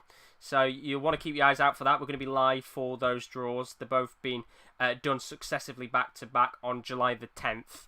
We're going to be live on YouTube for those draws. which take place at midday and 1 p.m. UK time. So midday is the Champions League draw and 1 p.m. is the Europa League draw. So we'll be live for that. Hopefully you will join us for that, and we'll really then have a proper path of how the Champions League and the Europa League is going to look for the final successive games, which played in August, of course. Yeah. So some good fixtures, hopefully, we're expecting for that. So we should be getting towards the second half very shortly. It feels like this last 15 minutes has taken eternity. I was literally just about to say that. It feels like I've been sat here for half an hour. You know, I think they're talking about the battle for the top four themselves right now, or just the Premier League manager of the season, I'm guessing here. But we should be underway very, very soon. I mean, it's 2 minutes past 8, so it should be very shortly kick-off for the second half. Gary Lineker laughing. Brilliant. Probably laughing at Mika Richards saying something stupid, which is the usual. Oh, God. I hate Mika Richards. I don't know why, there's just something about him. I'd be interested to see him commentating on other games just to see what he's like, but of course... So biased, isn't he? There we go. They are coming out now. So the longest 15 minutes of our lives, which it felt like, is about to be shortly over. The players are back out on the pitch. The second half is going to get underway, of course, if you have missed the first half. Welcome along. Southampton are in the lead, 1-0. Che Adams with a goal nearly from the halfway line, just at the edge of the centre circle. And it was a lovely, lovely goal. And we're about to get underway with the second half here, so I will very quickly get that changed from half-time to the second half. And Stuart Armstrong is on the centre of the field. And we're about to get the ball rolling and underway. What do you feel like is going to happen in this second half? Do you think Southampton can still hold on, maybe get a second? Or do we think maybe Man City are going to edge their way back into it? If I'm being honest, I think City will probably come into the game a bit more after the words from the manager. Yeah. But like I said before the break, I hope Southampton come out with that same mentality of getting at the centre half and just pressing them into making mistakes, which is what happened in the first half for the goal. Yep, and if Ralph Hasenhüttl can get his players going, of course, the motivation will be very high with the team right now. I mean, if they can still get a win against the former Premier League champions of last season, Man City, that will certainly give this side a bit more confidence. And, well, about 30 seconds in there, they're making mistakes again. Poor passes. Jesus. Really, really poor. Here's Zinchenko, of course, will be looking to make up for that mistake in the first half, which gave Che Adams the big, big goal in this game to put Southampton in the lead. Here is Raheem Sterling on the edge of the box, now in for Alexander Zinchenko. Swishy G is in the chat saying, "Come on, Southampton." Well, just think, every minute that goes by, you're a minute closer to some cash. So you're now 44 minutes away from 250 quid if there's no additional time, which there definitely will be. So it looks to me as if Man City, well, Southampton, Ralph Hasenhüttl might be watching this watchlog because he's moved Nathan Redmond back, and he was even behind Ryan Bertrand there when they were coming down that right hand side. He's probably seen that how much joy they were getting with Cancelo and Mahrez there. He's moved Redmond back a little bit. He's listened to your words. He's had it on his phone, and he's like, "That's it. That's where I've gone wrong." He's seen my Football Manager's resume. Oh God, they've gone very, very high here. You can see how high Manchester City are pressing the centre backs. Pretty much sat on the halfway line here. Here's Zinchenko just on the edge of the box, low pass into David Silva, and well, that's not going to get anywhere near him. Kyle Walker-Peters there, closing him down. Good defending from Southampton so far in the second half. Of course, if they can keep it nice and tight, first 5-10 minutes, come out in this game and pretty much show what they did in the first half again, then it's going to be so tough for Man City to break them down. And as we can see here, they've just gifted a corner from a deflection from one of the Manchester Southampton midfielders even, in the middle. And it's a sloppy, sloppy corner to give away from Oriol Romeu. Yeah, it's just, there's no need to give that corner away. This is what might cost them in the end, like these sloppy mistakes. It's 2.5 minutes on the clock. Riyad Mahrez going to take the corner. Can they get an early equalising goal? It's lofted in. Good cross in there, and it's just wide. Oh, is it Gabriel Jesus again there that's got the flick on? It absolutely is. Well, Pep's got his hands on his head, I think, once again. How long does he keep Jesus on before if he keeps going at this rate? Well, that's 3 now. For me, that's 3 chances he should be burying. Oh, I can't believe he's not. If he gets a solid contact on that, that's 1-1. Yeah, even Pep there, you can see he's got his hands in the air, pretty much celebrating that as if it was a goal. It was a great corner from Mahrez. And Noel, we've got another opportunity here. Raheem Sterling, is he onside? A couple of players put their hands up there. He's onside, trying to get into the box, and he's tightly marked down there by, I think that's Walker Peters once again. Good defending. It's another corner as well. From the Southampton fullback on loan from Tottenham Hotspur. And Mahrez is going to play the corner short this time. Zinchenko with a terrible cross. Doesn't even make it into the box. Good deflection there by Walker Peters. And Manchester City have got to slow the play down once again. I don't know what it is about Zinchenko, but he just looks very, very tired and sloppy on the ball. It's quite hard for Man City because you'd have thought that 4-0 win would have spurred them on to just keep going here. But is it just... Oh, well, there's a chance here. 2 seconds, actually. Lovely chance, and that's blocked. Oh. Good save. Oh, that is a massive save by Alex McCarthy. What a save that is. That I'm saying, right, who is it who picks it up? It comes to him on the edge of the box. Great cutback by Fernandinho, who's for some reason playing on the right wing. I think it might have been Laporte in the box. I think that was Laporte. I didn't want to say it and say Laporte had got it there without it properly being him. If he let it run, another chance there was someone behind him. Cleared away. Oh, what a vital foot in there from Kyle Walker. This is desperate defending right now. Really good start here from Manchester City. What I didn't realise is apparently as well, I've just looked at the Liga fixtures. Villarreal are facing Barcelona at 9 o'clock. So I might even go straight into that game after this. Oh, well. Good save there by Alex McCarthy. But again, it was Gabriel Jesus. That's 4 now. That's 4 chances. He should be burying that. Great save by McCarthy. You got to give the credit to him. But Jesus again missing another clear-cut opportunity for Man City. And here they come again. Corner taken short this time. Bernardo Silva lofting it into the middle to Alexander Zinchenko, who takes on the long shot. And it's once again blocked by Kyle Walker-Peters, who is just consistently blocking shots. And that goes straight back all the way to Ederson, who's going to hit this long and to absolutely no one. In fact, it's gone straight back to Alex McCarthy. Not quite the same opportunity what Dean Henderson had not too long ago, where he nearly scored. Kick it back to him, to Alex McCarthy. Let him have another go. Yeah, it is Laporte. If he lets it run with David Silva, I reckon he's putting that in. I mean, I tell you what, for a centre-back, it's a lovely shot. But Gabriel Jesus, once again, as you said, 4th opportunity in this game where you could have quite easily said you could have had a hat-trick now. Well, there's a mistake in the back here from Manchester City. They're very lucky that chance hasn't come up to anything. I feel like Gary Neville making these noises. By the way, for anybody wondering, there hasn't been any changes as far as I'm aware for both sides. What I'm probably going to get sorted out as well is I'm going to try and see if I can get subs sorted. So they're on the screen too. But it's quite hard to get all the space. Well, it's quite hard, sorry, not to get all the space, but it's quite hard to fill the space when it's already so full.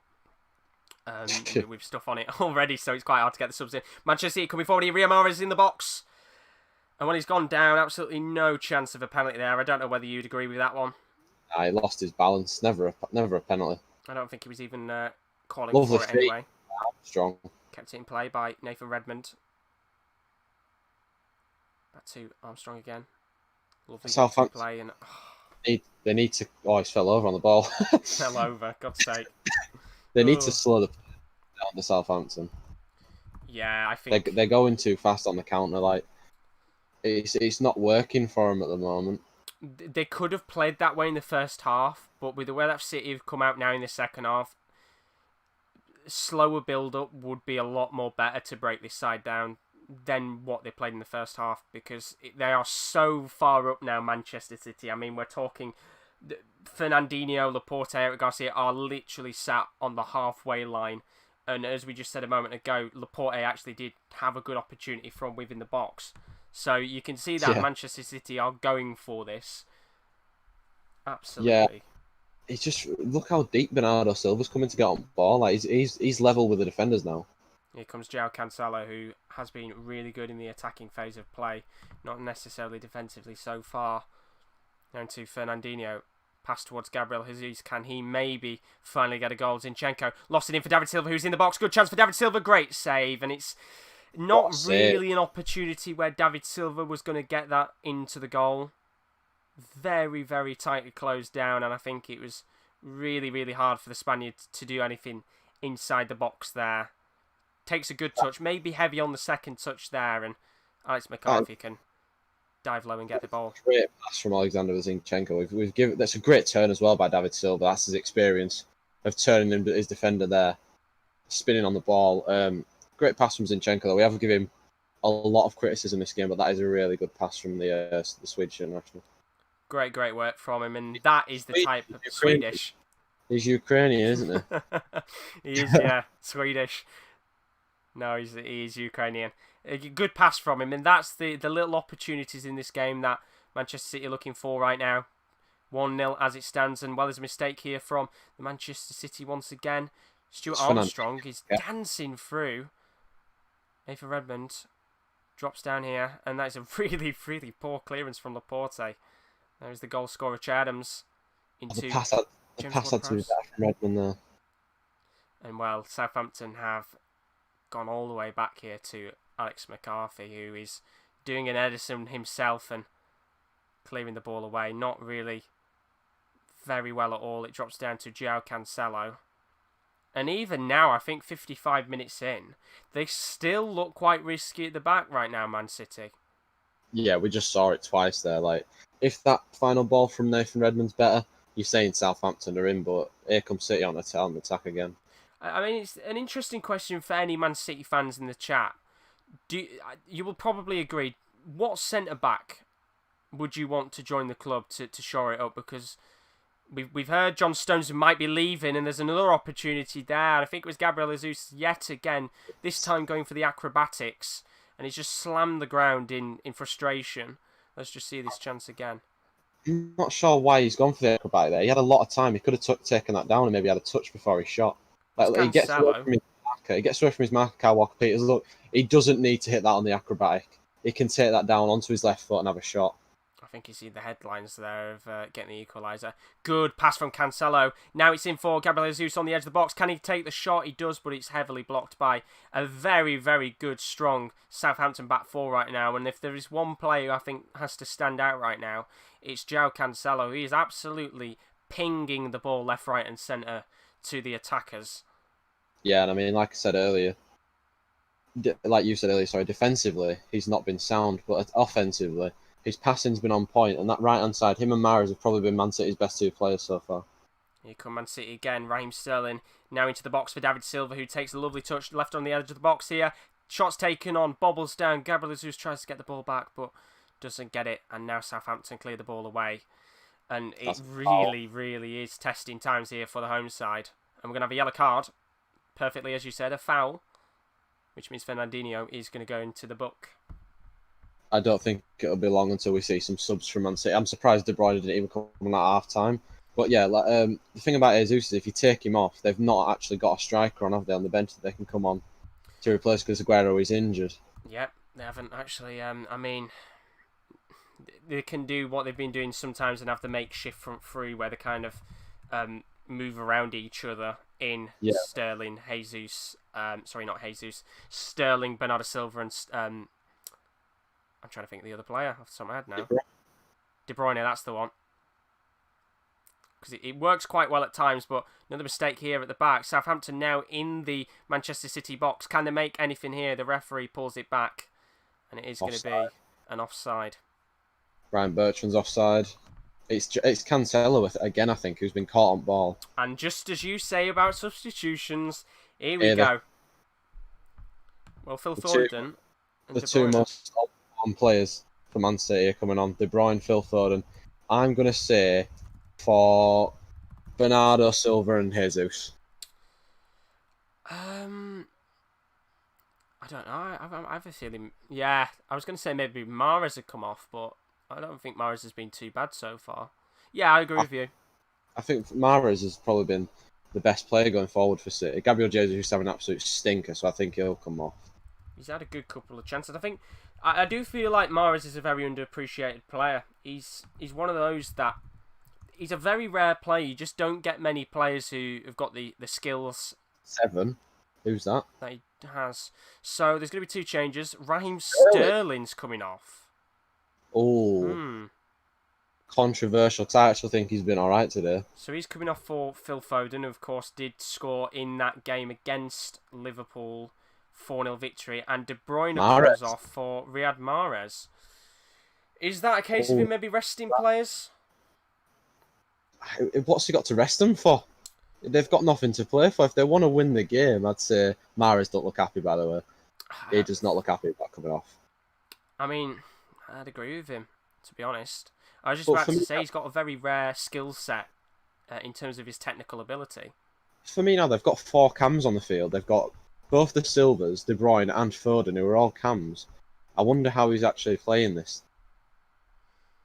That's a poor pass. I mean, he might be playing Phil Foden on the left. He did that in the Carabao Cup. Yeah, it looks like it. So here we go. Kyle Walker-Peters is bombing up the field here, and Zinchenko this time is able to successfully defend that opportunity.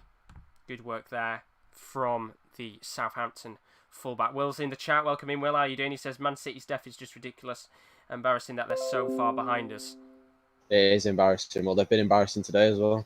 Been really, really poor so far, and with half an hour to go, it does look like Southampton, they need to still hold on in this game. They've had a couple of good chances, and Swishy G, if you're still in the building, have you not bitten off your fingernails yet? What's your cash out if you have got a cash out? Yeah, I mean, I wouldn't cash out yet, but no doubt Even you'll be refreshing a lot to see what the cash out is. I mean, for City now, I think Bernardo Silva's probably going to go out to the right. De Bruyne playing through the middle. Yeah, I mean... What is that? Really what was that from Bernardo Silva?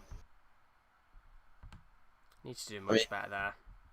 If we're comparing how he was last year to this season, he's been nowhere near his standard. Been really poor this season.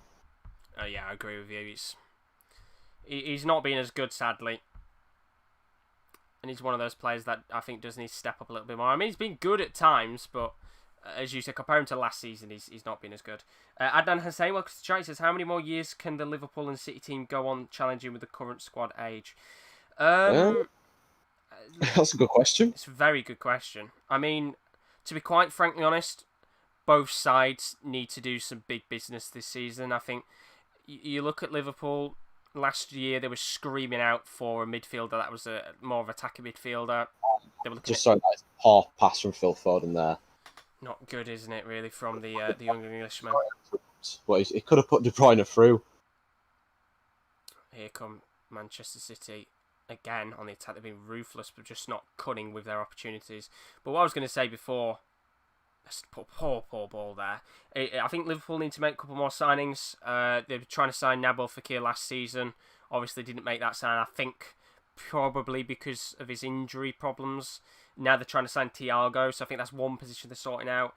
I do think they probably need another left back. Milner's good ability-wise, but I think they need better cover at the left back position. Maybe to a certain extent they need another striker as well. It's just somebody who can come off the bench for Firmino and bag the goals. I mean, Origi's a good substitute, but you look at some of the other clubs across the top 6, specifically speaking, and they've got great players to bring on. I think Origi is good, but they need somebody a bit more clinical. While I think for City, it's the other way round. They need just more defenders. Well, I think for City... And another attacker. It depends when Aguero eventually retires or moves on from Man City. Because when he goes is when Man City, I think, will fall to peril. Because there's nobody that can replace Sergio Aguero. There's nobody with his attributes. He's so important to how they play. Oh, no, I agree with you. He's detrimental to how they play. And I think so far he's... We've quite seen today that he's been really poor with chances, Jesus. They need a good clinical finisher, and he's a great player, Jesus, but he's just not the man to bag you 20 a season. I think you need someone to play alongside him, Gabriel Jesus. Who would you say right now in the market is a good fit for City? That's the thing. I don't know. Like I was trying to fit myself because if I want Man United to sign another striker, but I just don't know who. It's tough because I think specifically for City, I have no idea what model of striker they'd want to go for. Would they want Yeah. to go for somebody who's pacey, maybe young, which if they wanted to go for that, maybe right now somebody like I don't know, maybe a Victor Osimhen would be quite good for them. Not specifically now, but maybe in the future. Or are they wanting somebody who's a bit more tall, maybe 6'1", 6'2"? I mean, Will's saying Lautaro Martinez, which I think Yeah. is a great shout. I said that the other day in the podcast. I just don't know if Man City will go in for him because I think he's got his heart set on going to Barca, haven't he? Yeah, I mean, Barca are absolutely swooping around the player. I mean, Adnan Hussein has said Icardi. I know he's just signed for PSG permanently now as well, so he's kind of out of bounds. But there's just not... I don't think there's really a specific striker out there right now that fits them, necessarily speaking. Interesting. Maybe a Lautaro. Yeah. I agree with that. Lautaro Martinez would. I think he'd fit Man City, but I just don't think they'll go in for him. But Will's asked if Harry Wilson's a future at Liverpool. I think he's all right, Harry Wilson. Oh, it's a mistake here. He'd Bernardo be a good Silva with a backup. shot, and that has just gone wide. Is that Kyle Walker-Peters getting in the way of that again? That absolutely is. What an absolute incredible block that was. Because I tell you what, if they had not blocked that, it would have been 1-1. We've got a corner here. It's going to be lofted into the box. Can they finally get the equaliser? It's a poor corner. And it's cleared away by Southampton. Just on that block, that is a phenomenal block. From such a young player to read the game like that, to throw himself in the way of that shot. Bernardo Silva, obviously one of the best finishers in the game, but that is a fantastic block from Kyle Walker-Peters, the youngster. Great work from him. Here's Zinchenko. Short ball played in. Lovely work from Bernardo Silva. Back to Zinchenko again. Trying to cross it into the box. Jesus can't get there. And once again, it's desperate defending by the Southampton side. But they're still 1-0 up as it currently stands. Che Adams with that opening goal. I think Laporte is also up front playing as a striker. So I've just seen him in the box, I think. Yeah, he's there. They're really going for it. De Bruyne. Really poor ball from him. Although they are going to get a corner here. Walker-Peters once again, who's having an absolutely fantastic game. Well, I questioned Walker-Peters there. I don't think he needed to touch that. I think that was going to go out of play. Yeah, it was a little bit hit too high, but could be a chance here now. Lofted in for the box for Jesus. And well, once again, it goes straight into the hands of Alex McCarthy, and another chance goes missing for the Brazilian striker.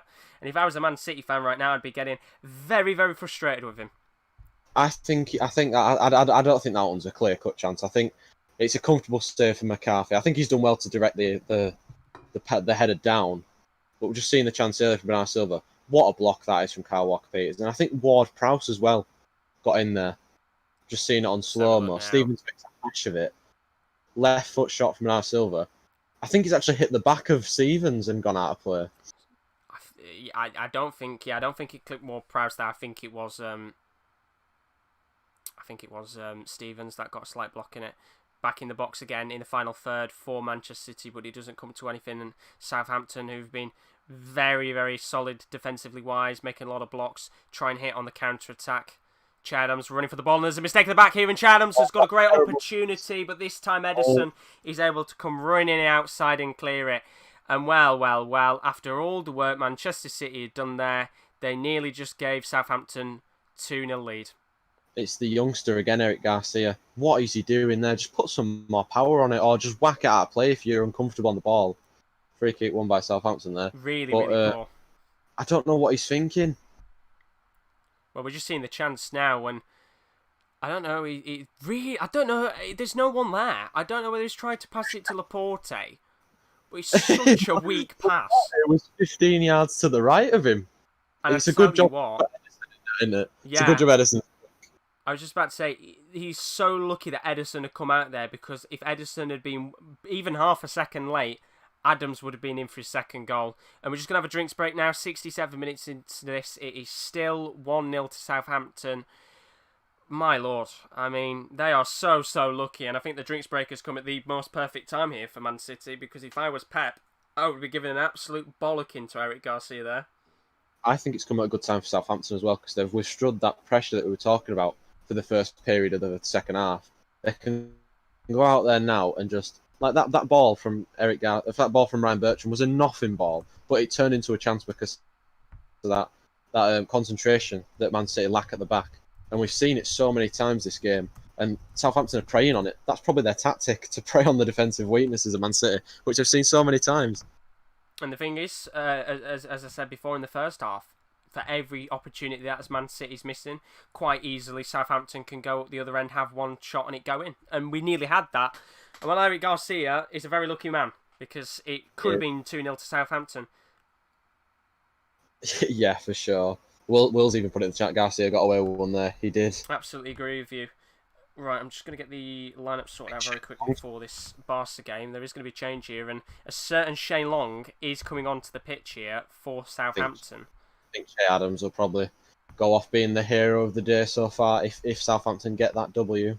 Yeah, he's been outstanding today, and as you perfectly put, that could be the goal that really kickstarts his career here at Southampton. Of course, not getting a great deal of game time, more substitutions than anything, but he's been really good today. He has. He's been good. I think this is the perfect game for him. Something where he'll sit on that defensive line against defenders that'll push high up against a high line where he can counter on them. I think that is what Che Adams is good at. He's similar to Josh King in a way that he can get past the line with his pace. And obviously that finish that he made for the first goal shows his class. Absolutely. Well, the change is going to be made now. Shane Long is coming on and Che Adams is coming off. I've got to say, in my opinion, I think he's had a better game today than Danny Ings has. Yeah, Danny Ings has been very quiet. He's been very quiet as Danny Ings. But Che Adams, if there were fans here, they'd give him a round of applause off the pitch, because he has been good today. He's been really good.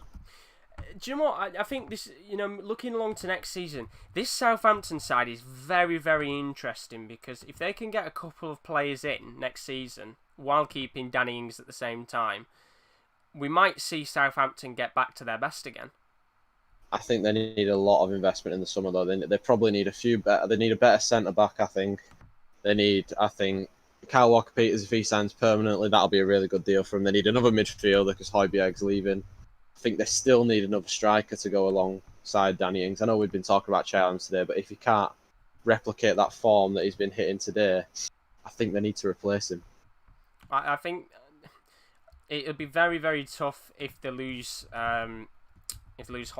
I know he's been linked with Tottenham and Arsenal, a couple of clubs like that, but I do think there are a couple of players away from, not specifically maybe being a Europa League team, but if they can get towards the middle table position, that's where you'd probably expect Southampton to finish.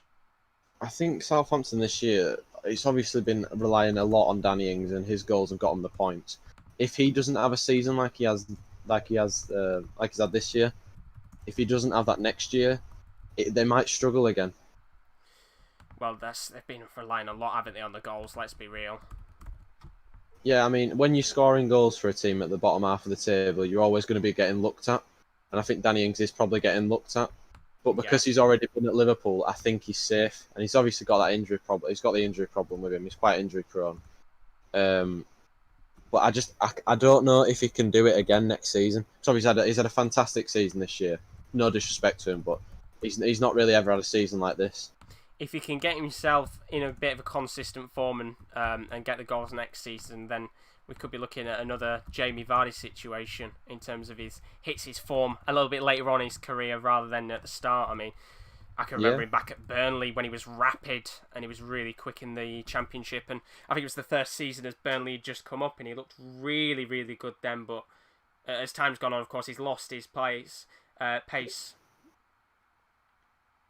Poor pass from De Bruyne again. Really, really poor, and well, you can see... Like he's been on the pitch for 72 minutes, De Bruyne. You can see how frustrated Guardiola is. He's just frustratingly chucked himself back into his seat. And with 18 minutes left, it really looks like Southampton could nick this. I mean, KL's just put Defo as centre-back. For me, the likes of Vestergaard and Bednarek just ain't it. I think Vestergaard's a good player. I don't mind him. Well, there was a chance there. City dawdling with it at the back again. And I think it was a cross that's come in, and Southampton are applying the pressure here. Yeah, they've got a lot of work to do. Adnan has said, but wonder what happened to Alexis Sanchez. Guy just went downhill. Yeah, his career went down very, very quickly, but I don't think Kieran will want to talk about that. I liked Alexis, Yeah. but you know, he's going to go at Winham permanently. 20 million, I'll take that. I think it's a great move for him, to be honest. He's been doing quite well down there, as getting a couple of goals and assists. I mean, fair play to Conte, taking all our players that we didn't want. Do you know what? Inter Milan are one of those teams that scoops up the dead waste, because I know they're wanting to sign Emerson as well from Chelsea. Just had another shot there. De Bruyne has snapped it. It's gone over the crossbar. I'm just getting lineups sorted out. I'm going to be doing another watch along after this. There's a massive, massive game on in the La Liga tonight between 6th place Villarreal and 2nd place Barcelona. Pretty much if Barcelona do not win tonight, it is going to be very, very tough for them to win the title. You could say the title race might be pretty much over. Of course, Real Madrid getting a big, big victory today against Athletic Bilbao, 1-0 win, and Sergio Ramos stepping up to the play. That game kicks off at 9 o'clock, so instantly as this game finishes up, I'm going to stop the live stream and then get the next one prepared. Kick-off for that match, as I said, is at 9 o'clock, and of course, if you haven't got access to the La Liga fixtures, then come along and watch that. But as for this game right now, we've still got about 15 minutes left, a little bit more than that. Manchester City have been bombing forward in this game, but not really making any major opportunities. I mean, since that drinks break, Man City, I think they're still having the drinks break, to be fair. It's been quite dead for them, hasn't it, really? Yeah, they've not really put anything forward. I think Southampton, like I said, they've probably got that word from Arsenal to push a little bit further up the pitch again. Well, here comes Southampton. There are 4 players forward right now. It kind of is a 4-on-4. Here we go. Shane Long passing it into Danny Ings. He's got a great chance, but he comes towards, I think that's Stuart Armstrong, who takes the shot, and it's so hard to tell whether it's Armstrong or Ward-Prowse. It's Ward-Prowse. I can tell because he's got a very, very long name on his back. Or is it? It's so hard. Which one's which? Number 16 is Ward-Prowse. No, it's not. It is Armstrong. I'm just looking at both the players now because they're in the shot. It's so hard to tell which one's which. Well, Good save in there. Good save. Shane Long getting through on goal, and I think he wanted that to go towards Danny Ings. Slight touch does send it into Stuart Armstrong, and a good save there from Edison, who of course needs to keep on his toes with the final 15 minutes left. I think Southampton here do want to hit on the counter-attack and try and nick a second goal. And here they come again. This time it is Armstrong, number 17, who takes the shot on, and Edison quite can clearly save that very simply. I mean, Southampton in the last 2 minutes had 2 shots, 2 dangerous opportunities, more than Man City have had in the last 10 minutes. It's if they grab a second goal, you're thinking, oh, that's got to be it. 3 points for the Saints. Yeah, I think if they can get a second goal in this game, it's game over. I can't even see Man City scoring a goal right now. You mind too? Look at Swishy G's in the chat saying cash out is 3,180. 3,000. Oh, it might be £31.80. No, 180. Ride the storm, if I was you, Swishy. Oh. Although, then again, there's a good chance here. Lofted into De Bruyne on the edge of the box, takes on the shot first time, and as you said before, Kieran, it looks like he's been playing the entire game. Not really done anything so far, De Bruyne, necessarily speaking. No, Swishy, don't listen to us two. Just you play it how you want to play it. I was going to say 3,180, lol, cash out. Well, I'll be the devil on the shoulder. No, how much was it you get? 230. Cash it out. It's only 50 quid. 250 it was, just 70 Oh, quid. 250. It's only 70 quid. No, don't cash it out then. 15 minutes at a time, though. You do what you want to do, mate. Let me be the devil on the shoulder. Right, let me save that. Sorry if the stream has been a little bit laggy for a second. I am just getting that all set up ready for the next game coming up, Villarreal versus Barcelona. Getting the lineups ready for that. That kicks off in 25 minutes. You only put £1 on. A pound, really? Jesus. Have you had did you put anything else on the bet, or did you literally just put on a Southampton win? You must have had like a mini accumulator or something. Because if you're getting 180 quid for £1. Oh, is it that it's just a 1-0 bet? Because if it's 1-0 to Southampton, then that could influence it as well. Here comes João Cancelo. Now into Kevin De Bruyne. Slow build-up play here from Manchester City. It's in for David Silva, who now moves into the box, trying to get it towards Gabriel Jesus. And my word, if that had got to him, you'd have surely expected the Brazilian to put it in. Fernandinho, edge of the box, hits it. Bobbles down to Zinchenko, who hits it towards the path of Bernardo Silva. And it's another chance that goes wasted. And once again, Kyle Walker-Peters is there to clear. Why is Fernandinho hitting that? He could just pass it to his right where De Bruyne is standing, or to the left where Zinchenko is. Why is he hitting that? It's an enhanced ACCA. That will be why. 12 minutes left. I tell you what, Swishy G. Deep some pressure, aren't they? It's looking good for you. It's looking very good for you, Swishy G. Shall I tell you someone it's not looking good for, though? It's not looking good for Pep Guardiola at the moment. No, they are... It's been really, really poor. I just don't feel like this side are going to get any goals. Walker-Peters, we have 11 minutes on the clock, just about at the halfway line. He's taking a throw-in, which must have obviously seen a ghost, because he's passed it to no one. It's bobbled down for Stuart Armstrong. Now it's into Shane Long, who tries to cross it towards Denning, but it somehow doesn't land anywhere near him and goes into the hands of Edison. And 11 minutes in here, it's so poor from Man City today. I think it comes back to a point which somebody made earlier on. I just want to get Jesmiel's point up of how he's a little bit worried about the inconsistency of Man City right now. Really poor. This is going to be their 9th loss of the season. And for any Pep Guardiola side, you're thinking, that is criminal. 9 losses is a lot. Adnan Hussein says, Jose to crumble at Spurs, I reckon. I genuinely think at this rate, Jose might not be there at the end of the season. I think he's already crumbling. If he keeps going the way he is, I genuinely do think he might get sacked. I think he's been crumbling for a while. I'm sorry, but for any club to move into a new stadium, if there is one manager who you probably wouldn't want to have to revitalise your team, it's Jose Mourinho. And I know I probably said, because we talked about Mourinho coming in, I probably said it was a great signing. But to be honest, if you look at it now, realistically speaking, when you move into a new stadium, is Mourinho the man you really want to start your season with in a new stadium? Yeah, true, but for Tottenham it was like either get Mourinho or have nobody else. That's pretty much what it was. Shane Long. I mean, Allegri was available. Allegri? Yeah, Allegri's still available now. Yeah, but he was learning English, wasn't he, for next year? So he could come at Tottenham next year. True. Swishy says he's crumbling, lads. Oh, Swishy, mate, you've got 9 minutes plus added time, so probably about 13 minutes. David Silva hits it on the volley. Very, very weak volley.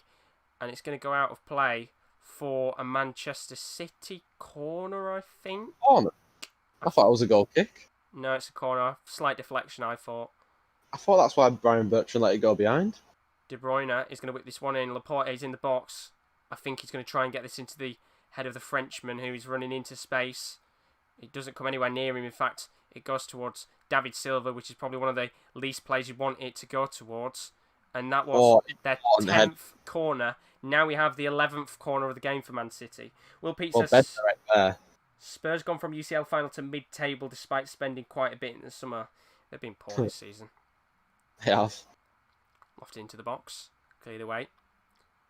And I tell you what, for a game where nothing really is on the line for either side, this has been a really good match to watch.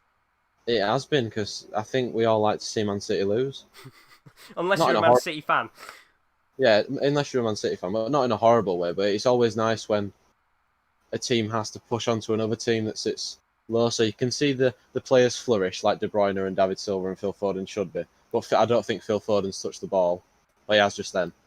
There is De Bruyne trying to whip in a cross into the box, and really, really poor today from the Belgian. Nothing's quite working for Man City. They're trying to go out to the right a little bit more, but when you've not got that width that Mahrez gives you and the width that Raheem Sterling gives you, it's all quite narrow. It's very, very narrow playing. I think they've tried fast build-up in this game to see if they can hit Southampton quickly. Hasn't worked. They've made it a lot more slower, I think, in this last 10 to 15 minutes. Maybe just waiting for any open space. And Southampton just looks so resolute right now defensively. I mean, you can see they are sticking, I think, with a 4-4-2. They've not changed their formation right now. Yeah, the and two it's backs working are perfectly. completely against the pitch, completely across the pitch. Zinchenko lofting the ball into the box, and once again, no one there. Does land at the feet of João Cancelo, luckily. Played short to Phil Foden, I think. De Bruyne has lofted one in. Gabriel Jesus doesn't get there. Bednar away, Bednar right there. I think it was Stevens, actually.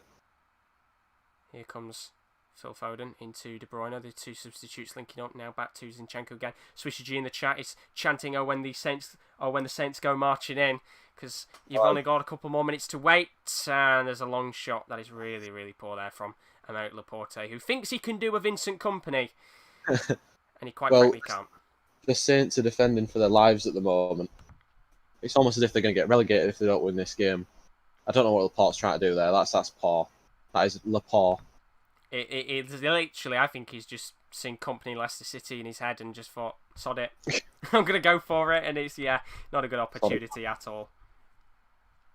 6 minutes left plus added time. You're thinking probably about 10 minutes left in altogether. I think there'll be about 3 or 4 minutes here. Alan Hussein says, we'll see how many drink breaks they get in Qatar for the World Cup in that 40 heat. Yeah, because it's at Christmas time, isn't it? The 2022 World Cup. I can see the drinks break being a thing in the Qatar World Cup, but... Oh, absolutely. I think they'll do probably similar to what they've done in all the respective leagues. Yeah. Obviously, that is 2 years' time? 2 years, yeah. 2022. We've got a good 2 years ahead. Well, a year and a half, because it'll be in Christmas work. Yep. Christmas time. It's going to be a weird one, that. Football. Yeah, it's going to be weird.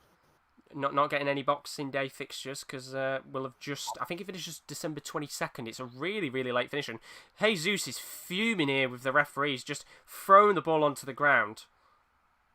Typical Gabriel Jesus. He's such a crybaby. He's not happy at all, and I think he's just put him into the book. Yeah, I was about to say that. I'm surprised the ref's not yellow carded him, and he has indeed. So, Gabriel Jesus goes into the book there. Well, he should have been yellow carded for all these chances he's missing. He's been abysmal today. He's been really, really poor, and he's still gobbing off to ref. It's like us celebrating the Southampton goal a couple of minutes ago. He's still banging on about it. Probably still is right now.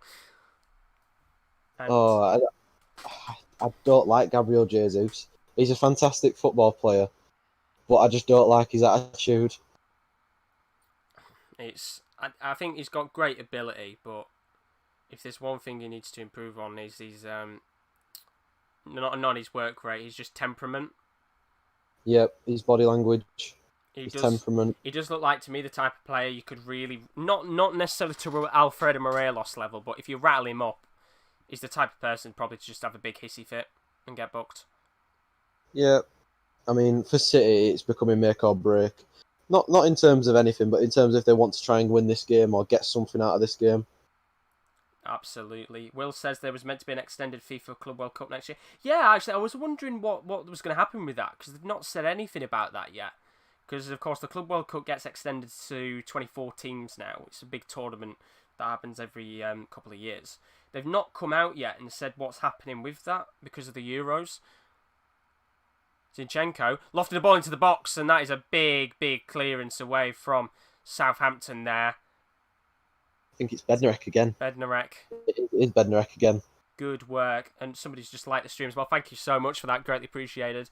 If you wanted more of a watch along, keep your eyes out, because in about 10 to 15 minutes time, I'm going to shift along towards the Villarreal-Barcelona game. Good chance here for Man City. It comes into the box. Desperate defending by Southampton right now. It's still in the box. It bobbles down and the referee gives a free kick. Oh, it's getting a little bit scrappy in here. Walker I Peters. think someone is down injured. Yeah, Walker Peters down injured. Look at this defending right now, and he's been absolutely clattered into by Eric Garcia. He's actually nodded it on for Man City as well, as he's been clattered by Eric Garcia jumping into his back. And while he's taking his time here, of course, maybe he's properly injured, maybe he's just wasting a bit of time. Adon Hussein says, don't mind a nice cold December evening with a warm kebab and chips watching the World Cup. It just doesn't have the same feeling, does it, as when it's nice and warm and, you know, all these places across the country or wherever you are, they have the big screens out and it's lovely weather. It's just not the same. Yeah, it's great that. No, It's great. Having the World Cup in the summer. nobody's going to be sat out, at a pub in December. It's going to be too cold for it. I mean, there probably will be some places that'll do it, but people are mad. I think for Man City, though, they're on the verge of losing their 9th game this season, as I've said a few times throughout the stream. 9 losses. That's more than Man United this season. It's crazy, isn't it, when you think about that? As you said, it's very suspect for a Pep Guardiola team to lose 9 games in a season. Very suspect. In fact, I just want to very quickly check something here. How many losses did they get in Pep's first season? I think it was... They finished... Where did they finish in his first season? Did they finish 4th? I think so. 4th or 3rd? 2015 to 16. When did Pep come in? Was it the same year as Jose? Would have been the... yeah, I think it would have been the same year as Jose. Edge of the area for Stuart Armstrong. He's flicked here. it for Ward-Prowse. My TV's just turned off. 16 to 17. Jesus, I'll keep you up to date here. Man City coming forward. Zinchenko with the ball there, and well, Gabriel Jesus doing what he does best, losing the ball. If he came in the 16-17, they'd have only lost 6 games. They would have finished 3rd. Wow. If he came in 15-16, they finished 4th and they lost 10. I can't remember when he came in. I'm just trying to... Oh, I'd have to go all the way down. I can't be bothered looking at that. It might have been 16-17 because that's when it was him and Jose who came in together, weren't they? Like as new managers. Yeah, it might have been 16-17.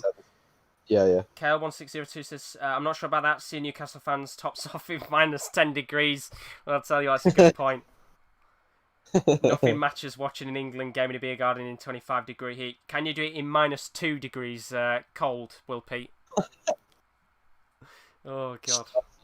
Hanging from your bloody nostrils. I mean, it's cool in a way having a Christmas World Cup, but it's just not the same. It means that we're missing out on Premier League football and Championship football for like a month straight. Well, actually, it's just continental football, isn't it? Yep. We're missing out on for a month straight. 5 minutes additional time has been added on in this game. Southampton 1, Manchester City 0. It really does look like, Swishy G, if you've not cashed out, you're about to hit the jackpot here, but let's not say anything yet. 4.5 minutes left. Don't jinx him, Josh. If I was you, mate, if your cash out is near 250, just cash it out and take the money just in case. Yeah, for sure. That's not a bad shout because City are coming forward with Foden down to Jesus. Jesus still got it, and well, it's gone out of play here. There was a corner. Bednarek, quality defending here with 4 minutes left on the clock. It really is still all to play for. I think I singled out Ryan Bertrand at first half, but I think since half time, the whole back four for Southampton has been absolutely brilliant. They've been outstanding. De Bruyne lofted in. It'd be really, really good for them to get a victory. Can they do it? De Bruyne, who has been really poor in this game. Great pass into João Cancelo. Even better block. And well, these Southampton players are putting their bodies on the line. Someone's down injured. I think, is that Walker Peters again? It's down injured. It might be Bertrand, actually. Yeah, I think it was... well, Danny Ings is holding his... holding his arm there. There's a good chance here maybe for Man City to get an equaliser in this game. Good chance by Bernardo Silva, but even better defending by Stuart Armstrong. Fantastic work. There's 3 minutes left. Swishy says he's still in. Cash it out if I was you. 2 minutes left. You can't be... Sorry. You can't be a great deal away from 250 on your cash out. You're probably like 210, 220. De Bruyne into João Cancelo.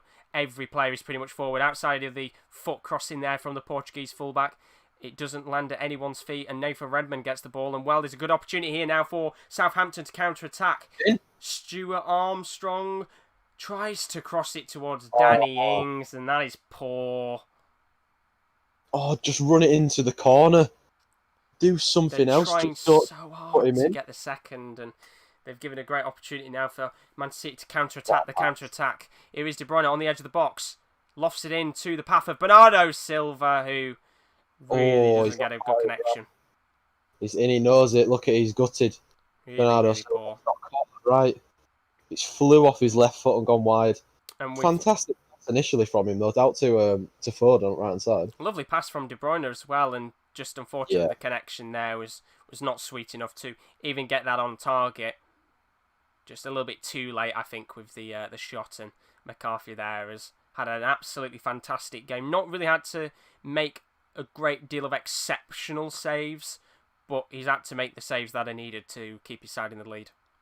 Well, he's got 1:45 until he gets a clean sheet against Man City. It'd be a big, big result for them. Just slow it down. You don't need to make any silly passes. Well, I'm giving a round of applause because Swishy D's cashed out at 2-2-1. Honestly, good lad. 2-2-1. You're only losing 29 quid or something. I think it's worth it because City could get could nick a goal in the last minute and a half. Exactly, and even if they do, even if they don't, it's only, as you said, 29 quid. You could have quite easily lost it as well, and well, it'd be much sweeter for you if Man City do equalise. Here is Bernardo. Now into Zinchenko. Really his last chance for them to get an equaliser. It's back into the box again. Desperate defended by Southampton. De Bruyne on the edge of the Southampton box. Can he be the difference maker? Just at 45 seconds left. All the players are sat in the box waiting for someone to whip this in there. De Bruyne. And this is just outstanding defending right now by Southampton. They're making it so hard for them to even put the cross into the box. Maybe there's an opportunity now. Cancelo lofted in. McCarthy does get a touch. It bobbles and it's just hit away. Well, Stuart Armstrong nearly just scored a late own goal. I mean, that had to be panic stations. What is Alex McCarthy doing? He don't need to come for that. Well, he's come for it, punched it. It's landed at Bernardo Silva's feet. He probably should have just tried to hit it first time, and it nearly went in. De Bruyne lofts it into the box. Terrible ball.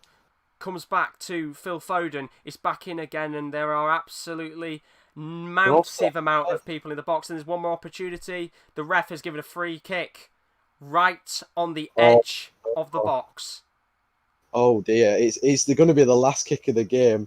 Stand everyone on the line.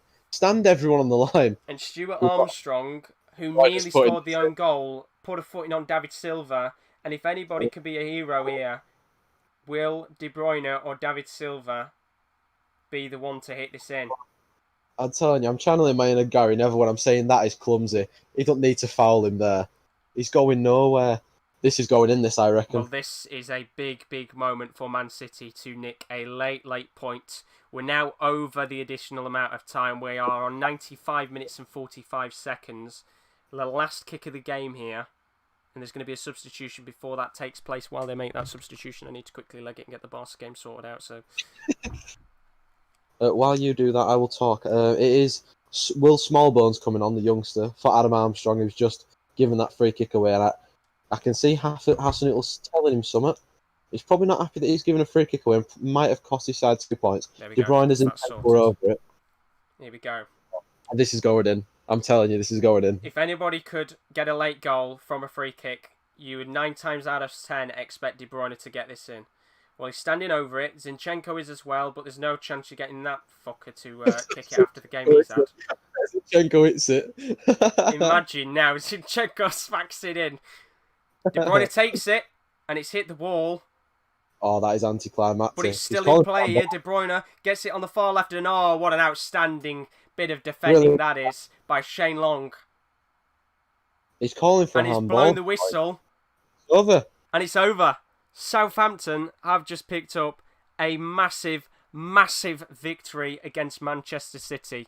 Well, the game on paper doesn't mean a great deal, but for Southampton, that is an absolutely outstanding victory. And for Man City, that is now their 9th loss of the season. And I mean, they've only got themselves to blame. Absolutely.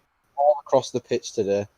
Really, really poor. They had so many chances to grab goals in this game. Gabriel Jesus had some good chances. Bernardo Silva had a couple, but even the substitutions in De Bruyne, Phil Foden, didn't really change the game up for them. And as we keep batting on about, which no doubt Man City fans will not want to hear this, that is their 9th loss of the season, which is very, very unfortunate for them. can guarantee Pep Guardiola will say in his interview, "I'm so pleased with my team." I would not be pleased after losing that game where they should comfortably have won, I Yeah. think. No, it was a really, really poor result for them. Today, as for Southampton, a fantastic result for them. They go away with the 3 points. And of course, they still do have a very, very slender opportunity of making it into the Europa League. But of course, they will still keep going for it. So there we go. What a good game of football that was. Thank you very much, Kieran Dean, for that game. Greatly appreciated.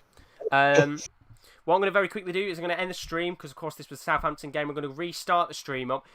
Kicking off in about 2 to 3 minutes' time is Barcelona versus Villarreal. So if you want to keep your eyes out for that, it's a massive clash in La Liga. It's 6th versus 1st. This game usually has goals in it. I've probably jinxed it now, but you can come and join me on that in a couple of moments' time. So I'll be back